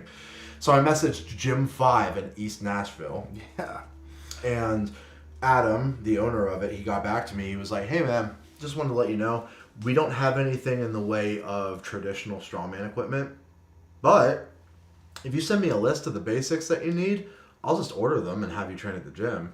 And and I said this at the Gym 5 event like last weekend or 2 weekends ago. I said this. I was like, the way that I was raised, if it sounds too good to be true, it probably is. Yeah. So this guy is either full of shit and he's just blowing smoke up my ass, or he's going to ask me for like feet pics or some shit, like some weird kinky shit like that. So, which he did. Which he did. No, kidding, of course. So I was just kind of like, okay, well, this is more of a wait and see. I sent him the list of just basics: a yoke, farmers, sandbags, a log from Rogue, an axle, stuff like that. Just the bare minimum basics. Yeah. And sure as shit, like a day or two later, he sends me a screenshot of a shopping cart on Rogue with just everything that I asked for, just all of it ready to order. And he was like, "So we're good to go. Does this look about right?" I was like, "Yeah, that looks about right." And then he ordered it and then sent me a screenshot of the receipt. And I was like, "Oh shit, this guy's for real. He's serious." Oh, so I went in to like tour the place and everything like that before I ever met Adam. Adam's the owner of Gym 5. Yeah. But we'll do a segment on Adam in a second. Adam definitely has his own segment. Yeah. But I hadn't met Adam at this time, and then I think after like maybe 2 weeks of starting to like dip my toes into the Gym 5 atmosphere and go there and do some bodybuilding stuff and all of that, I finally got to meet him, and he was just the nicest fucking guy ever. Yeah. And I remember talking to him, and I had like listened to the podcast that he did where he explained the history of the gym and where he came from and all of that. I just related a lot to that because it's a guy who's been through a lot, but he's just always worked hard and always done what he wanted to do. And I just had nothing but respect for that. Yeah. And I remember just like the more I talked to him, the more I got excited about the opportunity to work with him and just train at his facility. I mean, the guy literally told me that the only payback that he wants, he doesn't really gain anything that much from me training there. Yeah. Other than he can say like he has the best in the world at his gym. Yeah. And he told me when we first started talking, it's very important to him to bring the title of the world's strongest man on earth, best in the world, to America. Yeah. Like, he's very patriotic, as am I. Yeah. I make sure that I put American flags on damn near all of my products. Yeah, there's one right there, off camera. Can't see it, but yeah, there's a big ass one right there. But I'm a very patriotic person, so that also spoke to me when we were talking about that. And that's literally all he wants. He just wants the titles back in the United States. Yeah. And I just remember, like, I was just sold at that point. Yeah. I was just sold at that point. I'm like, this is definitely what I want to do. You know? He 100% believed in me. Yeah. And this was before I won Strongest Man on Earth. And this was before I won my first world title. Yeah. This was before that. He just believed in me. And this was also a foreign concept to us. Yeah. Like, it was, my situation coming off of it was largely around not following a strict order on like how somebody else viewed me and not believing in me and what I could become in my own endeavors and supporting it. If I wasn't a robot, then I was no good, basically, is kind of how it looked. Yeah. Long story short. But then coming from our other system, we're like, we had good systems in there, but like this overall support of the group was weird. It was just a weird dynamic. It got really weird, especially once we got into the warehouse. Yeah. Like before you came around. That was... When we got into the warehouse is when it really started dwindling. And I think that was also like, for both of, at least I don't want to speak for you, but like for me, starting to train with you and kind of touching back on that was just like, you were the first dude in Nashville that like believed in me going into strength sports and like seeing that there was something there and just like the overall dog work ethic of it. It's like, well, I'm okay with not being the strongest dude in the world, but I'm going to fucking work my ass off. Mm-hmm. And I will fucking puke. I'll do those EMOMs with you out there until we get folded in half. And I will show up and I will keep doing it every single day, as broken as I am. And I think my support and belief in you as a competitor and a training partner was like jarring to a certain degree. And then now we are moving to a place where like the core ownership of this, that keep in mind at the time, these are dudes that we never met before. Yep. He was just a fan. Yeah. He was just a fan. Yeah, he went to World's Strongest Man in 23. Yeah. When I made my first final, I ended up taking 5th. Right. He was just a spectator. Yeah. And he had the He was belief in he was a strongman fan. Yeah. He liked strongman. He'd been watching it for years. Yeah, and he saw something in you that obviously I see in you. Obviously Nico sees in you. A lot of other people, like promoters, are seeing in you. But Adam also saw it. Not only, again, Adam doesn't make anything off of us. No, you know, like he's just like that's how you. I guess you could say that's how you know it's legitimate belief. Real recognizes real. Real recognizes real because he realizes that like. He doesn't financially benefit from having us at the gym training. Yeah. He doesn't. But he doesn't care. Yeah. He literally makes enough money that he's perfectly happy and comfortable doing what he's doing now. He likes strongman because he thinks it's cool and he wants the titles back in America. And you can't really ask for much more than that. Man. No. You really can't. No. And you did it. Yeah, and I did it. I brought the heaviest and hardest title to win in strongman back to the United States, and I brought it back to Nashville, Tennessee. That 47-pound fucking trophy is sitting in Gym 5 right now. Wild, man. Yeah, it's nice to have a place that when someone asks us where do we train at, we go Gym 5. Yeah, we can do Gym 5, no hesitation, and you know what my favorite part is? We both say it proudly. Definitely, we say it proudly. It's like I'm not like, well, I'm just training at some fucking. I train at this gym every once in a while, and then, like I guess I train at this. Yeah, because I train at Gym 5. Yeah, we were doing stuff in the warehouse, and then we were going down to Murfreesboro. We were training out of Olympus, which Olympus is a great gym, by the way. Yeah, Olympus is a great gym. I love Olympus. If you are looking for grunge, yeah. I mean, that's where Flex Lewis and Brandon Curry got their start. I think Curry still works out there. It's a dog. I ran into him a couple of times. There's some dogs in there. Yeah, and it's a great gym. Good atmosphere. Yeah, it was fun. But it's definitely catered towards bodybuilding. Yeah, definitely. Yeah, definitely. Which is fine. I mean, that's there's nothing wrong with that. Yeah, that's their thing, and they were nice enough to let us go in there and be fucking meatheads and do our thing. But, absolutely. Great community there. Yeah, we used it for what we needed it for. Yep. And then we moved on. No shade towards. Absolutely not. I praise Olympus. Yeah, the people there are awesome. However, talking about like Adam, let's just call it. Adam is a fucking dog. Adam's a dog. I've never said it to his face. Maybe this will be the. Well, if you know he's gonna listen to this. I know he is. I like to refer to Adam as Daddy Adam, or he's definitely Daddy Adam. Or he earned that nickname from me the second he hit like checkout on the Rogue website. I truly understand what these chicks now when they're like they do the sugar daddy thing. I get it. I'm here for it. I get it. Yeah. No shit. Like I don't like where this is going. No, I say this as humbly and as grateful as we are, because we are so beyond grateful. But Adam, I mean, if I ask for a certain color of paint, like he's just like, we're repainting the gym. It's like, okay, like you don't need to do that. But he just wants to make us as comfortable, and he wants to, as everything that he can do on his end, making sure that yourself and myself are succeeding in what we are doing, not only with lifting, but now, I mean, our new endeavor of actually coaching people together. Yep. He was pretty adamant about having you train there. Yeah. And he really wanted me to start doing it too. Yeah, and I mean, beyond grateful. Again, 100%. Touching back to my old situation, I was drilled in my head, like, you won't fucking train anywhere else, you're not good enough, which is quite debilitating at a certain point, and I'm kind of a sensitive man, and I was sad. You fucking bitch. Yeah, I was quite sad. You sad boy. Sad boy hours. Yeah, when we first put out some 3 Days Grace albums and start wearing your studded belts. And dude, it's just only Creed the whole round. Only Creed. I will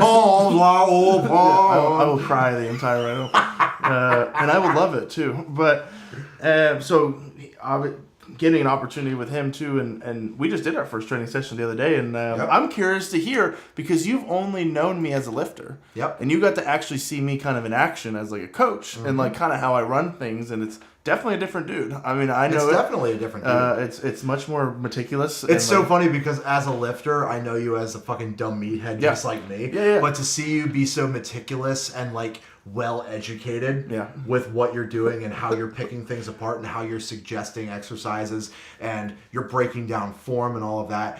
Honestly, I don't really like the trainer you. Yeah, come on, man. I don't like the trainer you because you make me feel stupid. Oh man, no, I mean like. Well, you're educated in this though. Are you not? Well, I mean, to a degree, like so. I never had once I got done football, I couldn't afford college. I just couldn't do it. So at post-alcoholic fun. I also realized that like the internet is free and the only thing that costs anything is just time. So if you're willing to invest time, you can learn things. So I spent a lot of time. I still to this day, it keeps me up at night when I like am programming for people or trying to understand somebody a little bit better, and just everyone's different and how to break them down. Everyone's different, but everyone has the same problems. And I said that to the guy we trained the other day, where everyone has their own kind of movement patterns or like the way they do things. That you need to dissect as a coach, but most people's problems are all the same. When it comes to like, let's talk about deadlift. Most people's glutes are weak. Most people's hamstrings are weak.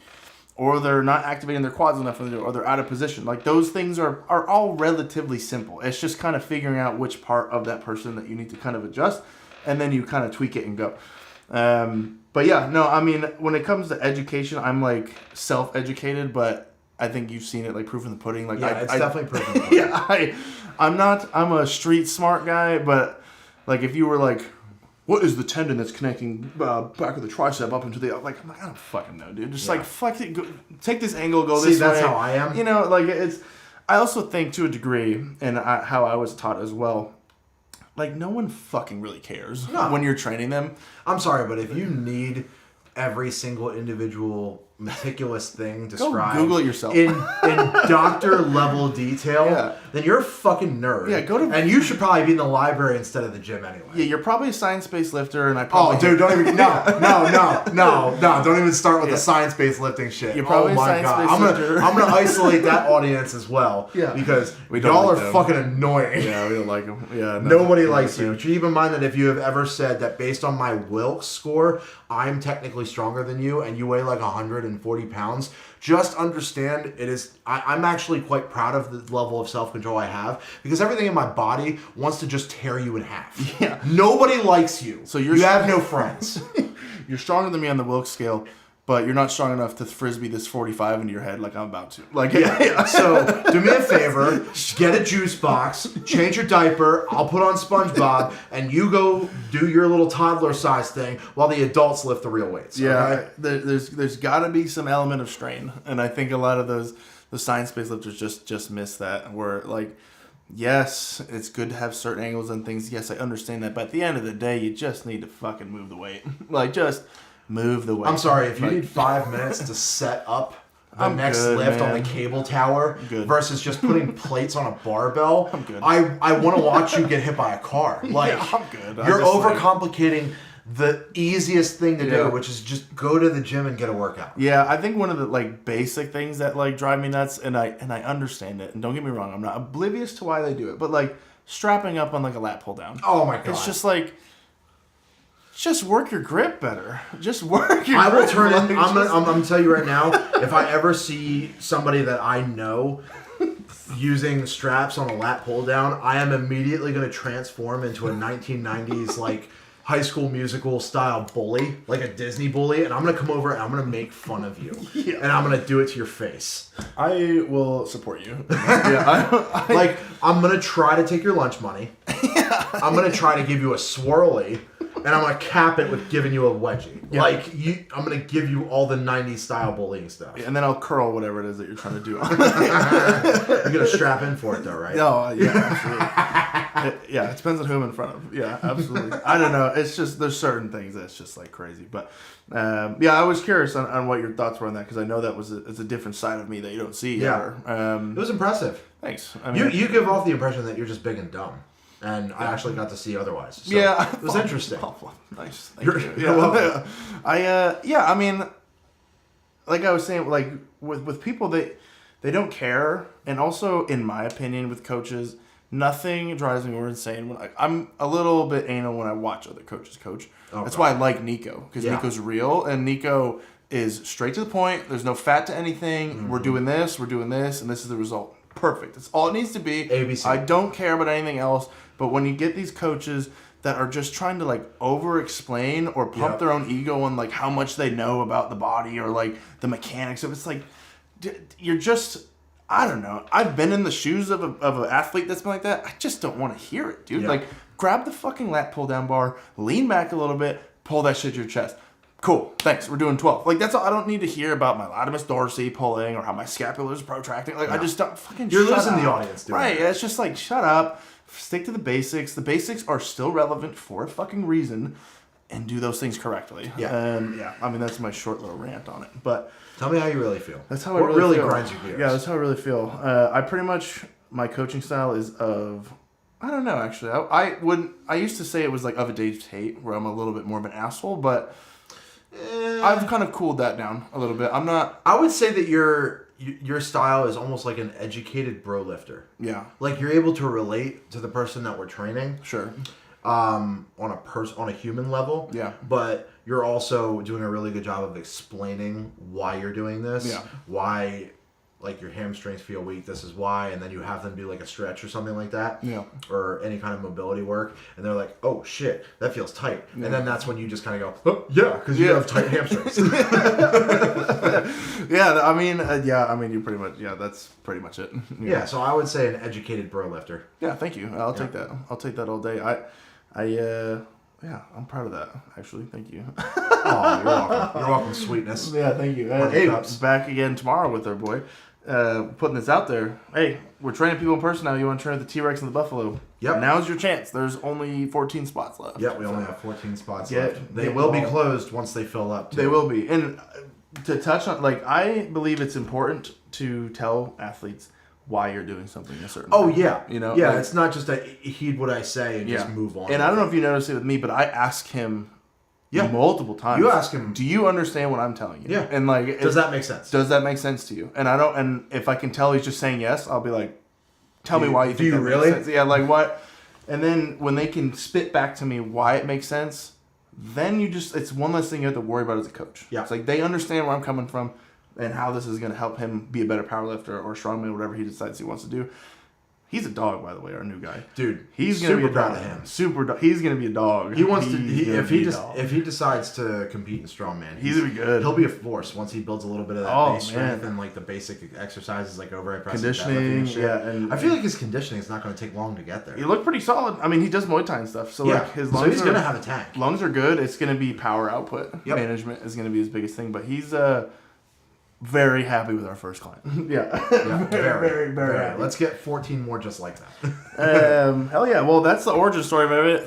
We want to, moving on, we want to do reoccurring segments. Obviously, we've touched that we're quite, well, you've touched on it. I have. I actually lived it. I'm quite a big WWE fan as well. For context, we had a Halloween party with all of the Gym 5 members, and this fucker surprised the hell out of me because I don't know how you kept it secret, by the way. Because he showed up as 1999 Stone Cold Steve Austin. Absolutely incredible. It was so much fun. My voice was hoarse the whole next day. I believe that 100%. I spoke like Stone Cold the entire night. You walked like him too. Yeah, I had a strut, I had a belt. Yeah, I took my old weightlifting belt and I taped my trophy from one of my my strongman events. I thought that was so funny. It was pretty good. It came out pretty good. I actually just left the trophy on the belt, and I'm just gonna keep it there. So that's where it stays. But we wanted to do. It's an homage to the Stone Cold, actually. Yeah. Stone Cold Steve Austin. But we want to do a bottom line segment. So so we're essentially the idea for this, and correct me if I'm wrong, but the idea that we came up with was we were going to talk about something that really grinds our gears, really something that we're very passionate about. It's going to be one of our hot takes, and then we're going to finish it with that classic line. Yeah, that's the bottom line. Because the T-Rex or the Buffalo said so. Yeah. And I'll fucking fight someone if they if you disagree, you're more than welcome to approach us in public and challenge us to a gentleman's duel. I will have you know, I hit very hard and I'm a very good shot. Yeah. So I will Stone Cold Stunner you on site. Yeah, I will. On site. I will chuck you across the parking lot. That is a threat. No. So, having said that, we talked about a few different topics, but did you have one in mind that you wanted to drop in on? You know, we talked to music, maybe like potential like lift songs. Like, what's your PR song? And the maybe music. That's something. You want to get into the music a little bit? We can do that. Or do you want to do bottom line? Well, no, let's do bottom line. Yeah, no, we'll do bottom line. What did you have an idea of what you'd want to? All right, so I've been back and forth with this for a long time. I've had a decent amount of time spent in the fitness and strength industry, Now, at my 33 years of life, I can honestly say without a shadow of doubt, I can say this with my entire chest and with my entire heart and soul. Sumo is cheating.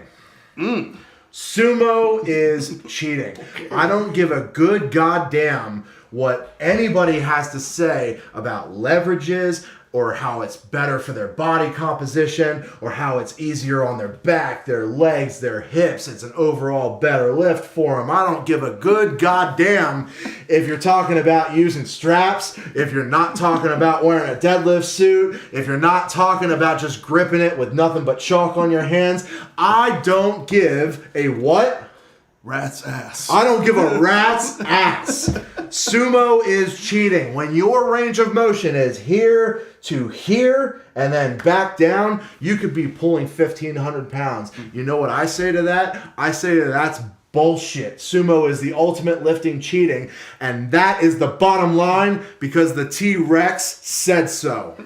Hell yeah. Fuck those sumo lifters. Fuck them. Yeah, either blow your L4 and L5 out or nothing. Yeah. Lift the weight like a real man. Discs bulged or no lift. That's what I need. Wow, that was a great take. I didn't know you were going there. That's amazing. It was the first thing that came to my mind, and it's something that I've just wanted to say in public for a long time. That's been itching. That needed to come out. And I needed to scratch that itch. I needed to let that demon out. And that is the bottom line. Okay. Hot take. Okay, I've been in the fitness industry for a while too. Okay, I've been in a lot of different areas. I've coached teams. I've coached small group training. I've coached one-on-ones. I've coached athletes. I've coached general pop. I've coached Olympic lifters, and I've coached some CrossFitters. Ew, but okay. Ew is right, and I'm gonna go down the line of the CrossFitters. Oh boy. Okay. As far as the movements of CrossFitting, I'm not inherently super mad at the actual movements. The reps and their set schemes, I think, are dumb. Separately, that is the bottom line, and that is what I say. But you cannot convince me otherwise that CrossFitting is not a pyramid or money scheme, because what's the common thing that happens in CrossFit with people? Injuries. They get hurt, right? What's the number one thing that's in every single CrossFit gym? There's a fucking PT that works there. You cannot convince me that these CrossFit gyms are hurting these people and they are referring them to their in-house PT, which then siphons the money within those four walls, back to back to back to back. That's how it is. That's the bottom line, because the Buffalo said so. Okay? So CrossFit is essentially a pyramid scheme. I think so. Yeah, I think it's an injury pyramid scheme. They injure people. An injury pyramid scheme. They do these big recruitment drives, and they get all these new people in there. Then they get hurt. Then they keep their people in there by they're doing their rehab in-house, and then they spit them right back into the fucking training that got them hurt in the first place for them to get hurt again and then go back to that PT, and they just sit there and then they cycle. It's a cult. Evil fucking masterminds. Yeah, it's a cult, and they're ripping money out from all of us, and that is the bottom line. So you heard it from the Buffalo himself. Stop drinking the red Kool-Aid. Yeah. Stop lifting in CrossFit. Yeah. I'll kick your fucking ass. I'll look in this camera too. I'll kick your fucking ass. Oh, that's how you know he's serious. I'm just kidding. He's looking in the individual camera. Yeah, I'm fat and we'll gas out. But all right, hell yeah. So we'll that'll be a real. Hell yeah, brother. If you have any takes for us that you would like to see our take on something, absolutely. Submit. I'm gonna work on it tonight and tomorrow, but we're gonna open up like Discords for people to join. Ooh, so they can go in there. We'll have like a community within the Discord, so you can also drop questions in there too. We'll be doing it on our socials as well, so we have more stuff to talk about. Yeah, we're definitely going to try to blow this up a little bit. Yeah. This is our first episode, so obviously we're still getting a feel for everything. But totally. we really genuinely do want to see this grow, and we want to grow a community with it. So definitely make sure to join so you can be a part of it. Yeah, and I think it's a good opportunity because I'm glad that we had to do this episode first where we talk about our origin stories. Yep. We had to do it.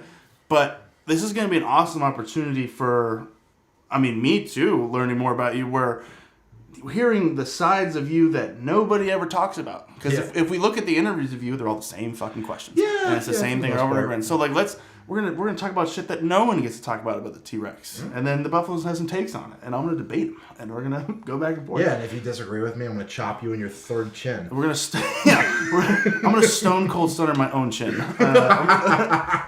One of them. I had 8 slices of pizza before this podcast. But He actually did. I watched him do it. was delicious.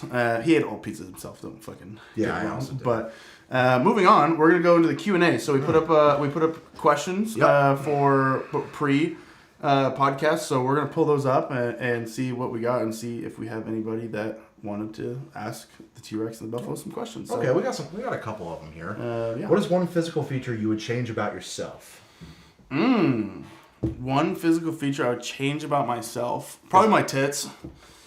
Yeah, you do have some pretty voluptuous tits. I got nice tits. You do have nice tits. I do have nice legs, but if I You have fat guy legs. That's kind of cheating. That's like abs on a skinny dude, Come on, or big tits on a fat don't chick. say that. That's not fair. No, I have good legs.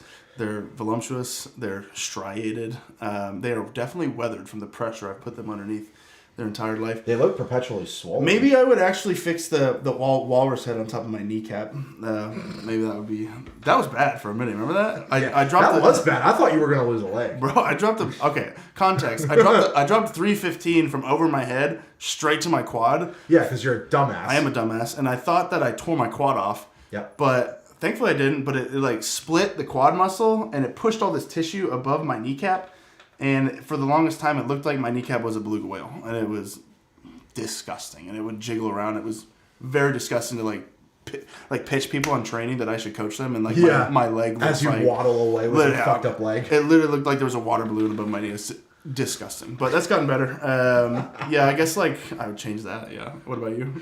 I would get rid of this welt that I have on my forehead, just because I have a tendency, for a little bit of context on my end. I lift very aggressively. I like the back slap, the yelling, the ammonias. One of the biggest things that I do very, very heavy lift is I'll grab a squat rack, or I'll grab like a concrete wall or something, just a very hard surface, and I'll headbutt it really, really hard. And actually in July at Royal Albert Hall, I actually did that to the stone platform at Giants Live, and it busted my head open, and I bled all over my face and on the stones that I was trying to lift, which is why I had a very underwhelming stone run.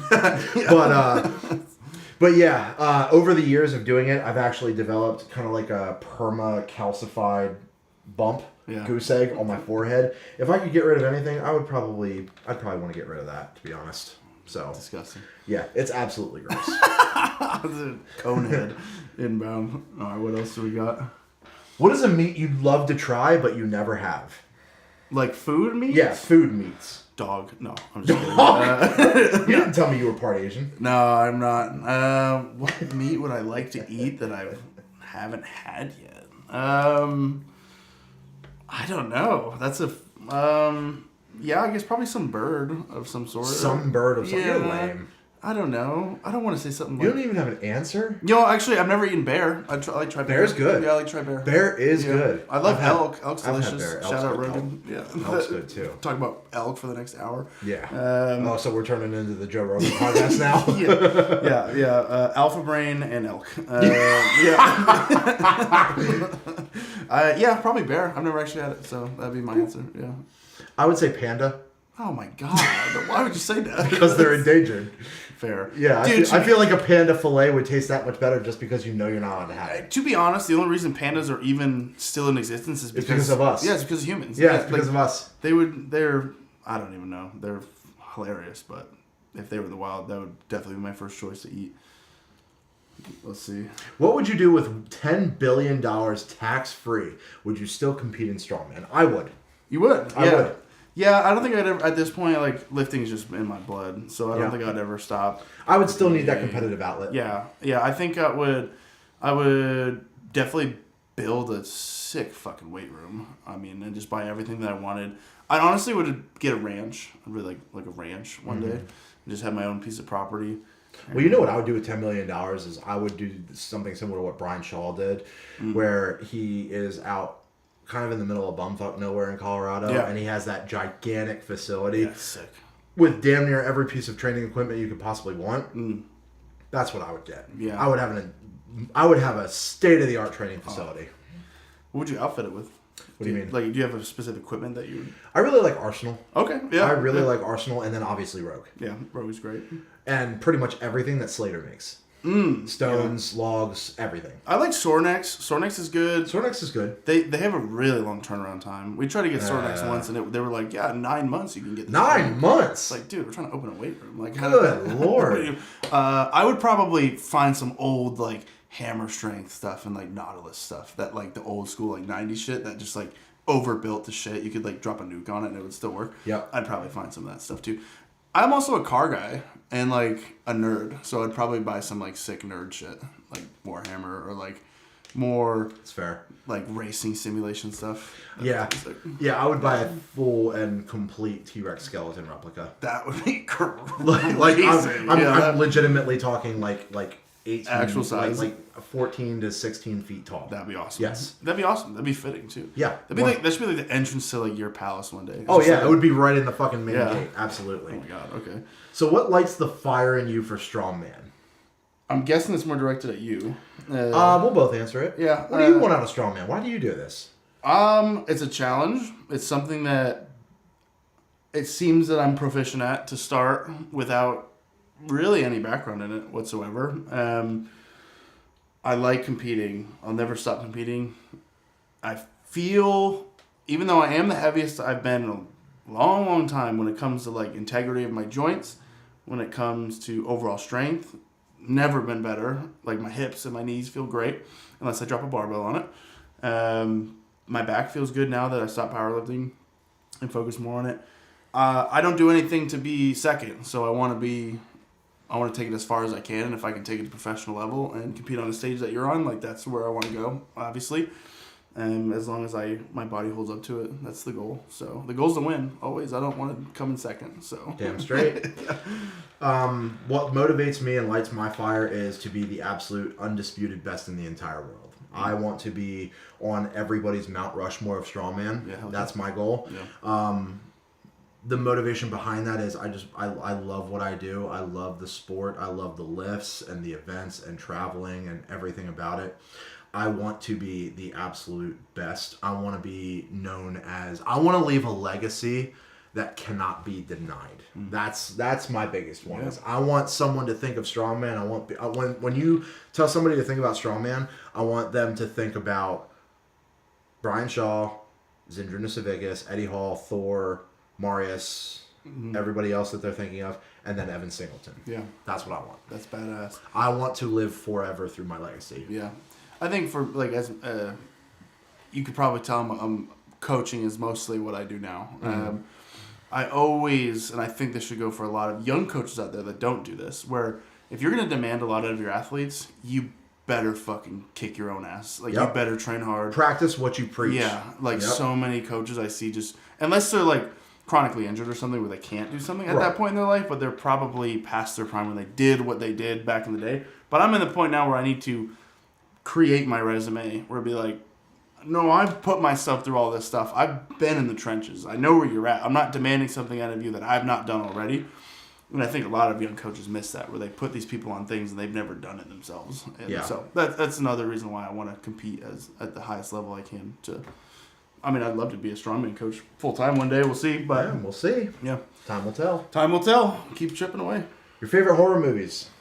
Oh God, I am not a horror guy. I fucking hate it. But you pussy. If I had to pick one that I've watched, like, front to back, either the original Paranormal Activity, I thought was good. Okay. That scared me. And then Sinister. Sinister? That one scared me. Really? Yeah, dude, I'm not... Yeah. Lame. Dude, the scary part where, like, they're looking on that TV or the computer screen or whatever, and, like... Oh, and then all of a sudden he's just running over a lawnmower or some shit. Yeah. Like, the guy's head just pops into frame as, like, the funniest fucking thing ever, but... I've probably seen less than 5 horror movies in my entire life, so... What in the hell? Yeah, man, I don't know. Oh, dude, I don't like you right now. I just don't like it, man. Why okay, if I'm going to sit 2 hours to do something, why would I subject myself to being scared for those 2 hours? Oh, you poor thing. Yeah, I'm sensitive. I'm a big fan of the Conjuring movies. Okay. I like all the Conjuring movies. I like the classics, Friday the 13th, Nightmare on Elm Street, Halloween, Child's Play. I never really got the hype behind Scream. I thought it was good. I thought the first Scream was a good movie. I thought those were funny. I thought the first Scream was a good movie. Yeah. But as far as like, this might be a hot take for another episode. Bottom line. Yeah, this might be another bottom line for another episode. But the Scream serial killer should not be as iconic as he is. Okay. I just don't get the hype behind him. It's a regular dude in a mask With a big old knife. with a big knife. Yeah. He's Mike Myers minus all the strength and powers. Yeah, true. And also he talks through a little voice changer, so that's annoying. What? But I like the classics. I like the Conjuring movies. I liked the first 2 or 3 Insidious movies. I've seen Insidious. Okay, Yeah. those are scary. I like horror movies, man. Yeah. I like horror movies. Of the mecha, your classic like horror movie enemies. Like who's your top? Jason. Yeah. Jason. Just a fucking Jason because he's a monster. Just a dog. He's huge. chase your ass down. He doesn't need one-liners or shit like that. Not to mention, like, I don't care. Out of the top 3, Freddy Krueger, Mike Myers, and Jason, Yeah. Jason has the most intimidating weapon. It's a True. giant machete. And he just like walks. Yeah. Yeah. First of all, I will argue that Jason's stalking theme song is scarier than Mike Myers. The piano, dun dun dun dun dun dun dun dun dun. I would argue that the I would argue that's creepier. I would argue that that's creepier. That is creepy. But yeah, I would say my number 1 serial killer horror movie villain would definitely be Jason. Okay. Jason's top tier killer. What's it called? Is it The Haunting in Connecticut? That was a good movie. Maybe That was a good maybe movie. that was my up there. That was a good movie. Because that was was actually like legit. like 30 minutes from where I used to live in Connecticut. That's that's creepy. kind of like That's creepy. Had to take that one. What do we got here? I thought, was there one favorite strongman lift? Was that one of them? Favorite strongman, yeah. Favorite strongman? Or What is your favorite strongman lift? Favorite strongman lift? I like the medley stuff. I'm a big fan of that. I think I can lean on my athletic background a little bit on that. Yeah. I would say log. I love log. It's just something about it. It's just iconic. All right, see, I love log. Yeah, I love the log. It's cool to be able to move you're a new Slater log. It's cool to be able to move a log that 90% of people, 99% of people in like a weight room like can't even pick it up off the ground. To be able to like load it and then throw it overhead is like pretty cool. And it's a giant fucking log. Like it's literally a tree. So it's pretty cool. Yeah, that's probably my favorite one. Basic, but yeah. But you? I would say my favorite is probably the yoke. I like being able to pick up a ridiculous... Like, you tell somebody you're picking up 1,000 pounds of running with it, that always gets a reaction. It's crazy. So I love the yoke. I'm good at the yoke. Yeah. I also really like circus dumbbell. Oh, yeah, that's right. Which is weird because I pride myself on... Well, I don't necessarily say I pride myself, but I'm more like known for being a brute force kind of strongman. Yeah. Not the most technically sound, but I'm one of the fucking strongest bastards on the planet. Yeah. But it's funny because the circus dumbbell is... I would debate and argue that it's the most technical overhead press of any of the strongman lifts, and it's my favorite. I've never touched one. I've never done it. It's real. It's. You might snap into it right away. Yeah. You might take forever to handle it, Sure. like to get a hang of it. But I don't know, man. I just love it. I can snap right back into I can if I wasn't injured and I hadn't touched a circus dumbbell in a year, I could hit a 300-pound dumbbell. That's crazy. Right back into it. That's fucking wild. It's wild, right? Yeah. It's weird.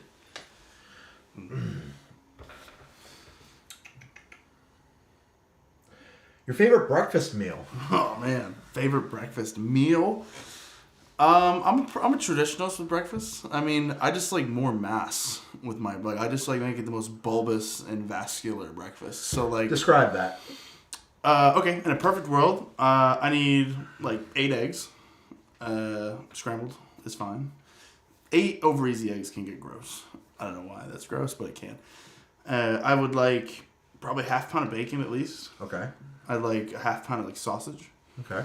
I love corned beef hash. I want some corned beef hash. Rumor has it that you eat sausage for the shape. I do. I eat the long way. Rumor confirmed. I don't chew my sausage. I just inhale it. To be fair, I've had dinner with you multiple times. You do inhale your food. Yeah, to be fair, I'm a horse. Toast. Gotta have like. Okay, big one. Okay, a little off. Waffle or pancake. Say that again. You like waffle or pancake? If I'm given those 2 options, is it just plain? However you take it. Oh, chocolate chip pancake. Oh, really? Yeah. Wow. Okay. Chocolate chip pancake over any kind of waffle. Really? Yeah. Hot take. 100%. Not really. That's a hot take. You're a fucking hot take. Thank you. My favorite breakfast is actually the breakfast that I eat currently. Okay. My wife makes it too, so big props to her. Yeah. I have a steak and eggs every morning with a side of oatmeal. I have a steak and 4 or 5 eggs every morning. What kind of steak is it? It's a sirloin. God damn. Okay. Yeah, get them from Costco. Buy in bulk, brother. That's true. Yeah.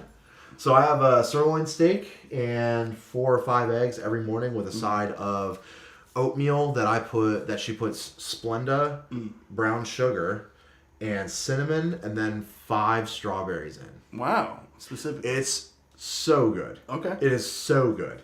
And honestly, I've been eating it for a while, Okay. like every day in a row. Have not gotten tired of it yet. What about cheat meal?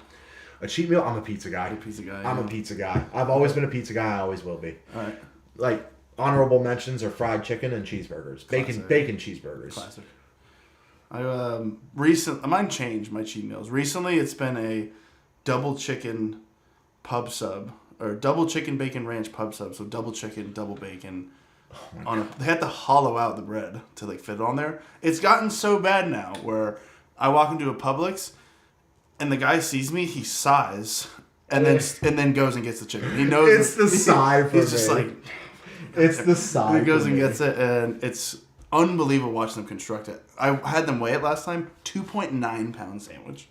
Disgusting. You are so obese. Disgusting. Oh my god. I get like. How are you not breaking my chair right now? I'm sweating, but you can't. Yeah.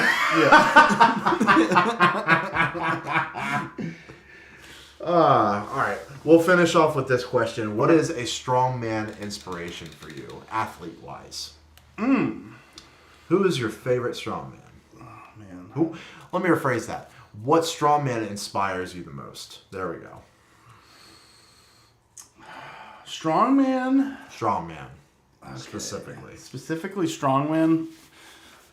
I almost said one name that just like piss you off, but I didn't. I will fuck you. Are within range. I will hit you with my good arm. I mean, the easy answer is Shaw, but Yeah. to be honest, I mean most of my like inspirational lifters are not strongmen. So Like who? So like Chuck Vogelpohl from Westside Barbell. You don't know who Chuck Okay. is? Chuck Vogelpohl. I loosely know who Chuck is. Absolute dog. I don't have any of his bio info memorized. More so like mentality, because like That's the guy who threw a plate at somebody for being in his squat rack on Monday, right? Yeah, probably. Yeah. Yeah. He was the guy who wore like the flame hat and shit. And like, quick story about Chuck, and I could be butchering this, but he and Dave Tate, who is now the owner of Elite FTS, they're training at Westside Barbell, and Chuck had just had like a neck surgery or something crazy, back surgery, something nuts. And they were doing a dynamic day of squats, which is like sub-maximal weight, like 50%, no more. And they were doing triples. And Dave thought it would be a good opportunity. Chuck was known for being the guy who couldn't beat in the gym. So Chuck is really more like my mentality inspiration. When it comes to like lifts, like I stay in my lane. I want my lifts to be the best. I can care about other people. I don't really care about other people's lifts. Mm-hmm. But Chuck, was doing his thing and they're lifting and they were supposed to do like 10 sets of 3. And Dave decided he was going to, without saying anything, like challenge Chuck to a squat off. So he just kept doing triples and Chuck kept matching. And they kept going back and forth, back and forth. Dave was trying to get Chuck to break. And Chuck, like 2 weeks post-surgery, still keeping up with him. He never quit the entire time. And Dave finally was like, dude, when are you fucking done? And Chuck just said, I'll be done when I'm one more done than you. Like when he finishes one more set than you. Hell yeah. I love that. And Dave will say it. He's like, he knew in that moment, I will be here all day. I'm going to call it. And Dave called it and Chuck won. So, yeah, I would say, like Chuck's probably my like biggest Nice. Hell yeah. inspiration. But what about you? When it comes to strongman, I have a couple. Okay. Brian Shaw for the Prestige. Yeah. Just the way that he carries himself as a champion, but not only that, his resume, just the amount of things that he has won is just wild and awesome. He's the kind of champion that you would aspire to be like. Yeah, definitely. John Paul Sigmarsson for his showmanship. Yeah. Yeah, big inspiration to me there, especially as somebody who prides himself in being an entertainer. Yeah. Right? Eddie Hall for his, I would say, influence and business savvy. I mean, Eddie Hall has won one World's Strongest Man and then retired. He got 2 world records, the axle overhead and the deadlift, obviously, and then retired from strongman. He went for the log but didn't get it, but ultimately he retired after that run. Yeah. Right? Arguably the best, I would argue anyway, the most business savvy marketed strongman in history. Killed it. In history. Yeah. Everybody in Europe knows the name Eddie Hall. Oh, yeah. A majority of people in America know who Eddie Hall is. Yeah. There are other strongmen who have way more accolades than him that are not even remotely close to as well known as him. Yeah. And then I would say Bill Kazmaier for mindset and intensity. Yeah. Bill was the guy that yelled at people, right? And was he the one that was like, I will bring Will Strong? Nope, that was Phil Pfister. Okay. Yeah. I love that video. That video of him. I will Pfister, bring it back to the United States. I will keep coming. Did he ever win? Yeah. Oh, he ended up winning. He won the year after he said that. Okay. Yeah. What a dog. Yep. Good answer. Sweet. All right. Well. Yeah, I think that was pretty much good for the first episode. Yeah, I'm super curious to hear about feedback. We live on feedback. We want to get better. We want. Yeah, but if you're mean, we're gonna reverse. Yeah. Like track you down and find out where you live and probably mail dog shit to your house. Yeah, and I'll RKO you. RKO. I will slither up behind you and I will RKO you. We want your feedback, but only good feedback. No, I'm just kidding. I'm not. But this is something we want to do. We want this to be a recurring thing. We're super excited about doing it. So I guess to bring this to a close, we wanted to shout out some people, of course, for the first episode. So first is BS Vestal Videos, the guy who's like Brandon, who brought all this stuff in here for us too. And he's been my Arsenal gun room. Literally a recording studio. I feel like you hear this in every fucking podcast, but like we would not have filmed this. No, this wouldn't have happened without him. Absolutely not. We would have done on our phones with like $20 microphones that we're just holding like this the whole time. Yeah. And we are beyond grateful for his time and staying late with us. Oh God, he is so patient, especially since we kind of went like an hour over time. We are super grateful. He's the man. If you haven't seen his recent documentary, you should. It's absolutely. Awesome. He just won an award, didn't he? Yeah, he did. Yeah. Super stud. Jim 5 and Adam. Of course. Can't thank you guys. None of this would be even have been fathomed. Yeah. Yeah. We wouldn't even still be trying I would have moved. So that's unbelievable. Do you want to say your website and stuff like that? Yeah, definitely. Yeah. So my website is live and I have all of my merch available. I have a lot of really exciting merch dropping very soon too, including a Strongest Man on Earth, Evan the T-Rex Singleton themed shirt. I will be having my T-Rex 65 football jersey available on there as well. And I also have a t-shirt replicating my back tattoo, covering with a T-Rex skull, 2 AR rifles, a bullet belt, and the classic saying in Latin, heavy is the head that wears the crown. That's all going to be available on the website, as long as my No Longer Extinct shirt. All proceeds are definitely appreciated, because right now we've made mention briefly to it in the podcast. I am going over a pec tendon reattachment surgery recovery right now. Kind of unable to work my regular job as well as do strongman, so any purchases obviously comes to me, and it would really be much appreciated for the support. So TRXKingdom.com. Yeah, and the shirts add minimum 10% Bilberity. I have had nothing but good reports back from people buying the shirts. Good stuff. Their strength has gone up at least 5%. Yeah, you become way more bulbous and vascular, and you get stronger. And you look good. Yeah, it's great. I mean, win. It's good looking stuff. Yeah. Segue into it. Buffalo Strength, or Coach Buffalo Strength's my Instagram. Appreciate the follow. I do in-person training, online programming as well, for all athletes in sports, mostly general population, but I'm starting to dip my hands more into athletic side of things again. I used to do that a lot, but we're getting back into it now that I'm competing again. So that's been super fun. And then the last thing to plug is just our dual training. Our dual training, me and him have combined forces, and with both of our experiences and our knowledges over the years of being in strength sports and really just the fitness and gym atmosphere for with both of us combined, 35 years, give or take? Yeah, it's really a lot when you hear it like that. But world-class level athlete, somebody with amazing amount of experience with all different levels of athletes, ranging from all different ages.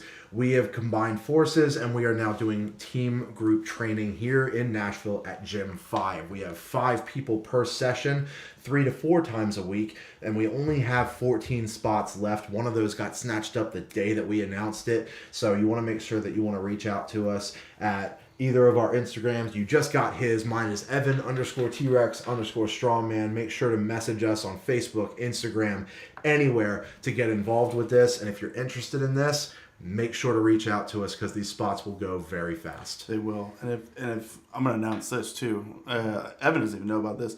But what the plan is now is with the in-person stuff, if you don't live in Nashville, okay, and you would like to be a part of the training that we are doing, I'm going to put all of our training that we're doing in person into an online program so you can follow it along at your own home gym and space. Interesting. So there's no excuses to not train like a T-Rex to be a buffalo. Okay, so that's the end of it. Primal Perspectives, episode 1 in the back pocket. Now we're on episode 2. We'll be back, and we hope you enjoy it. Leave a comment, like it, subscribe it, all the shit. Like, subscribe, leave a comment, and as always, until the next one. You're so fucking lame.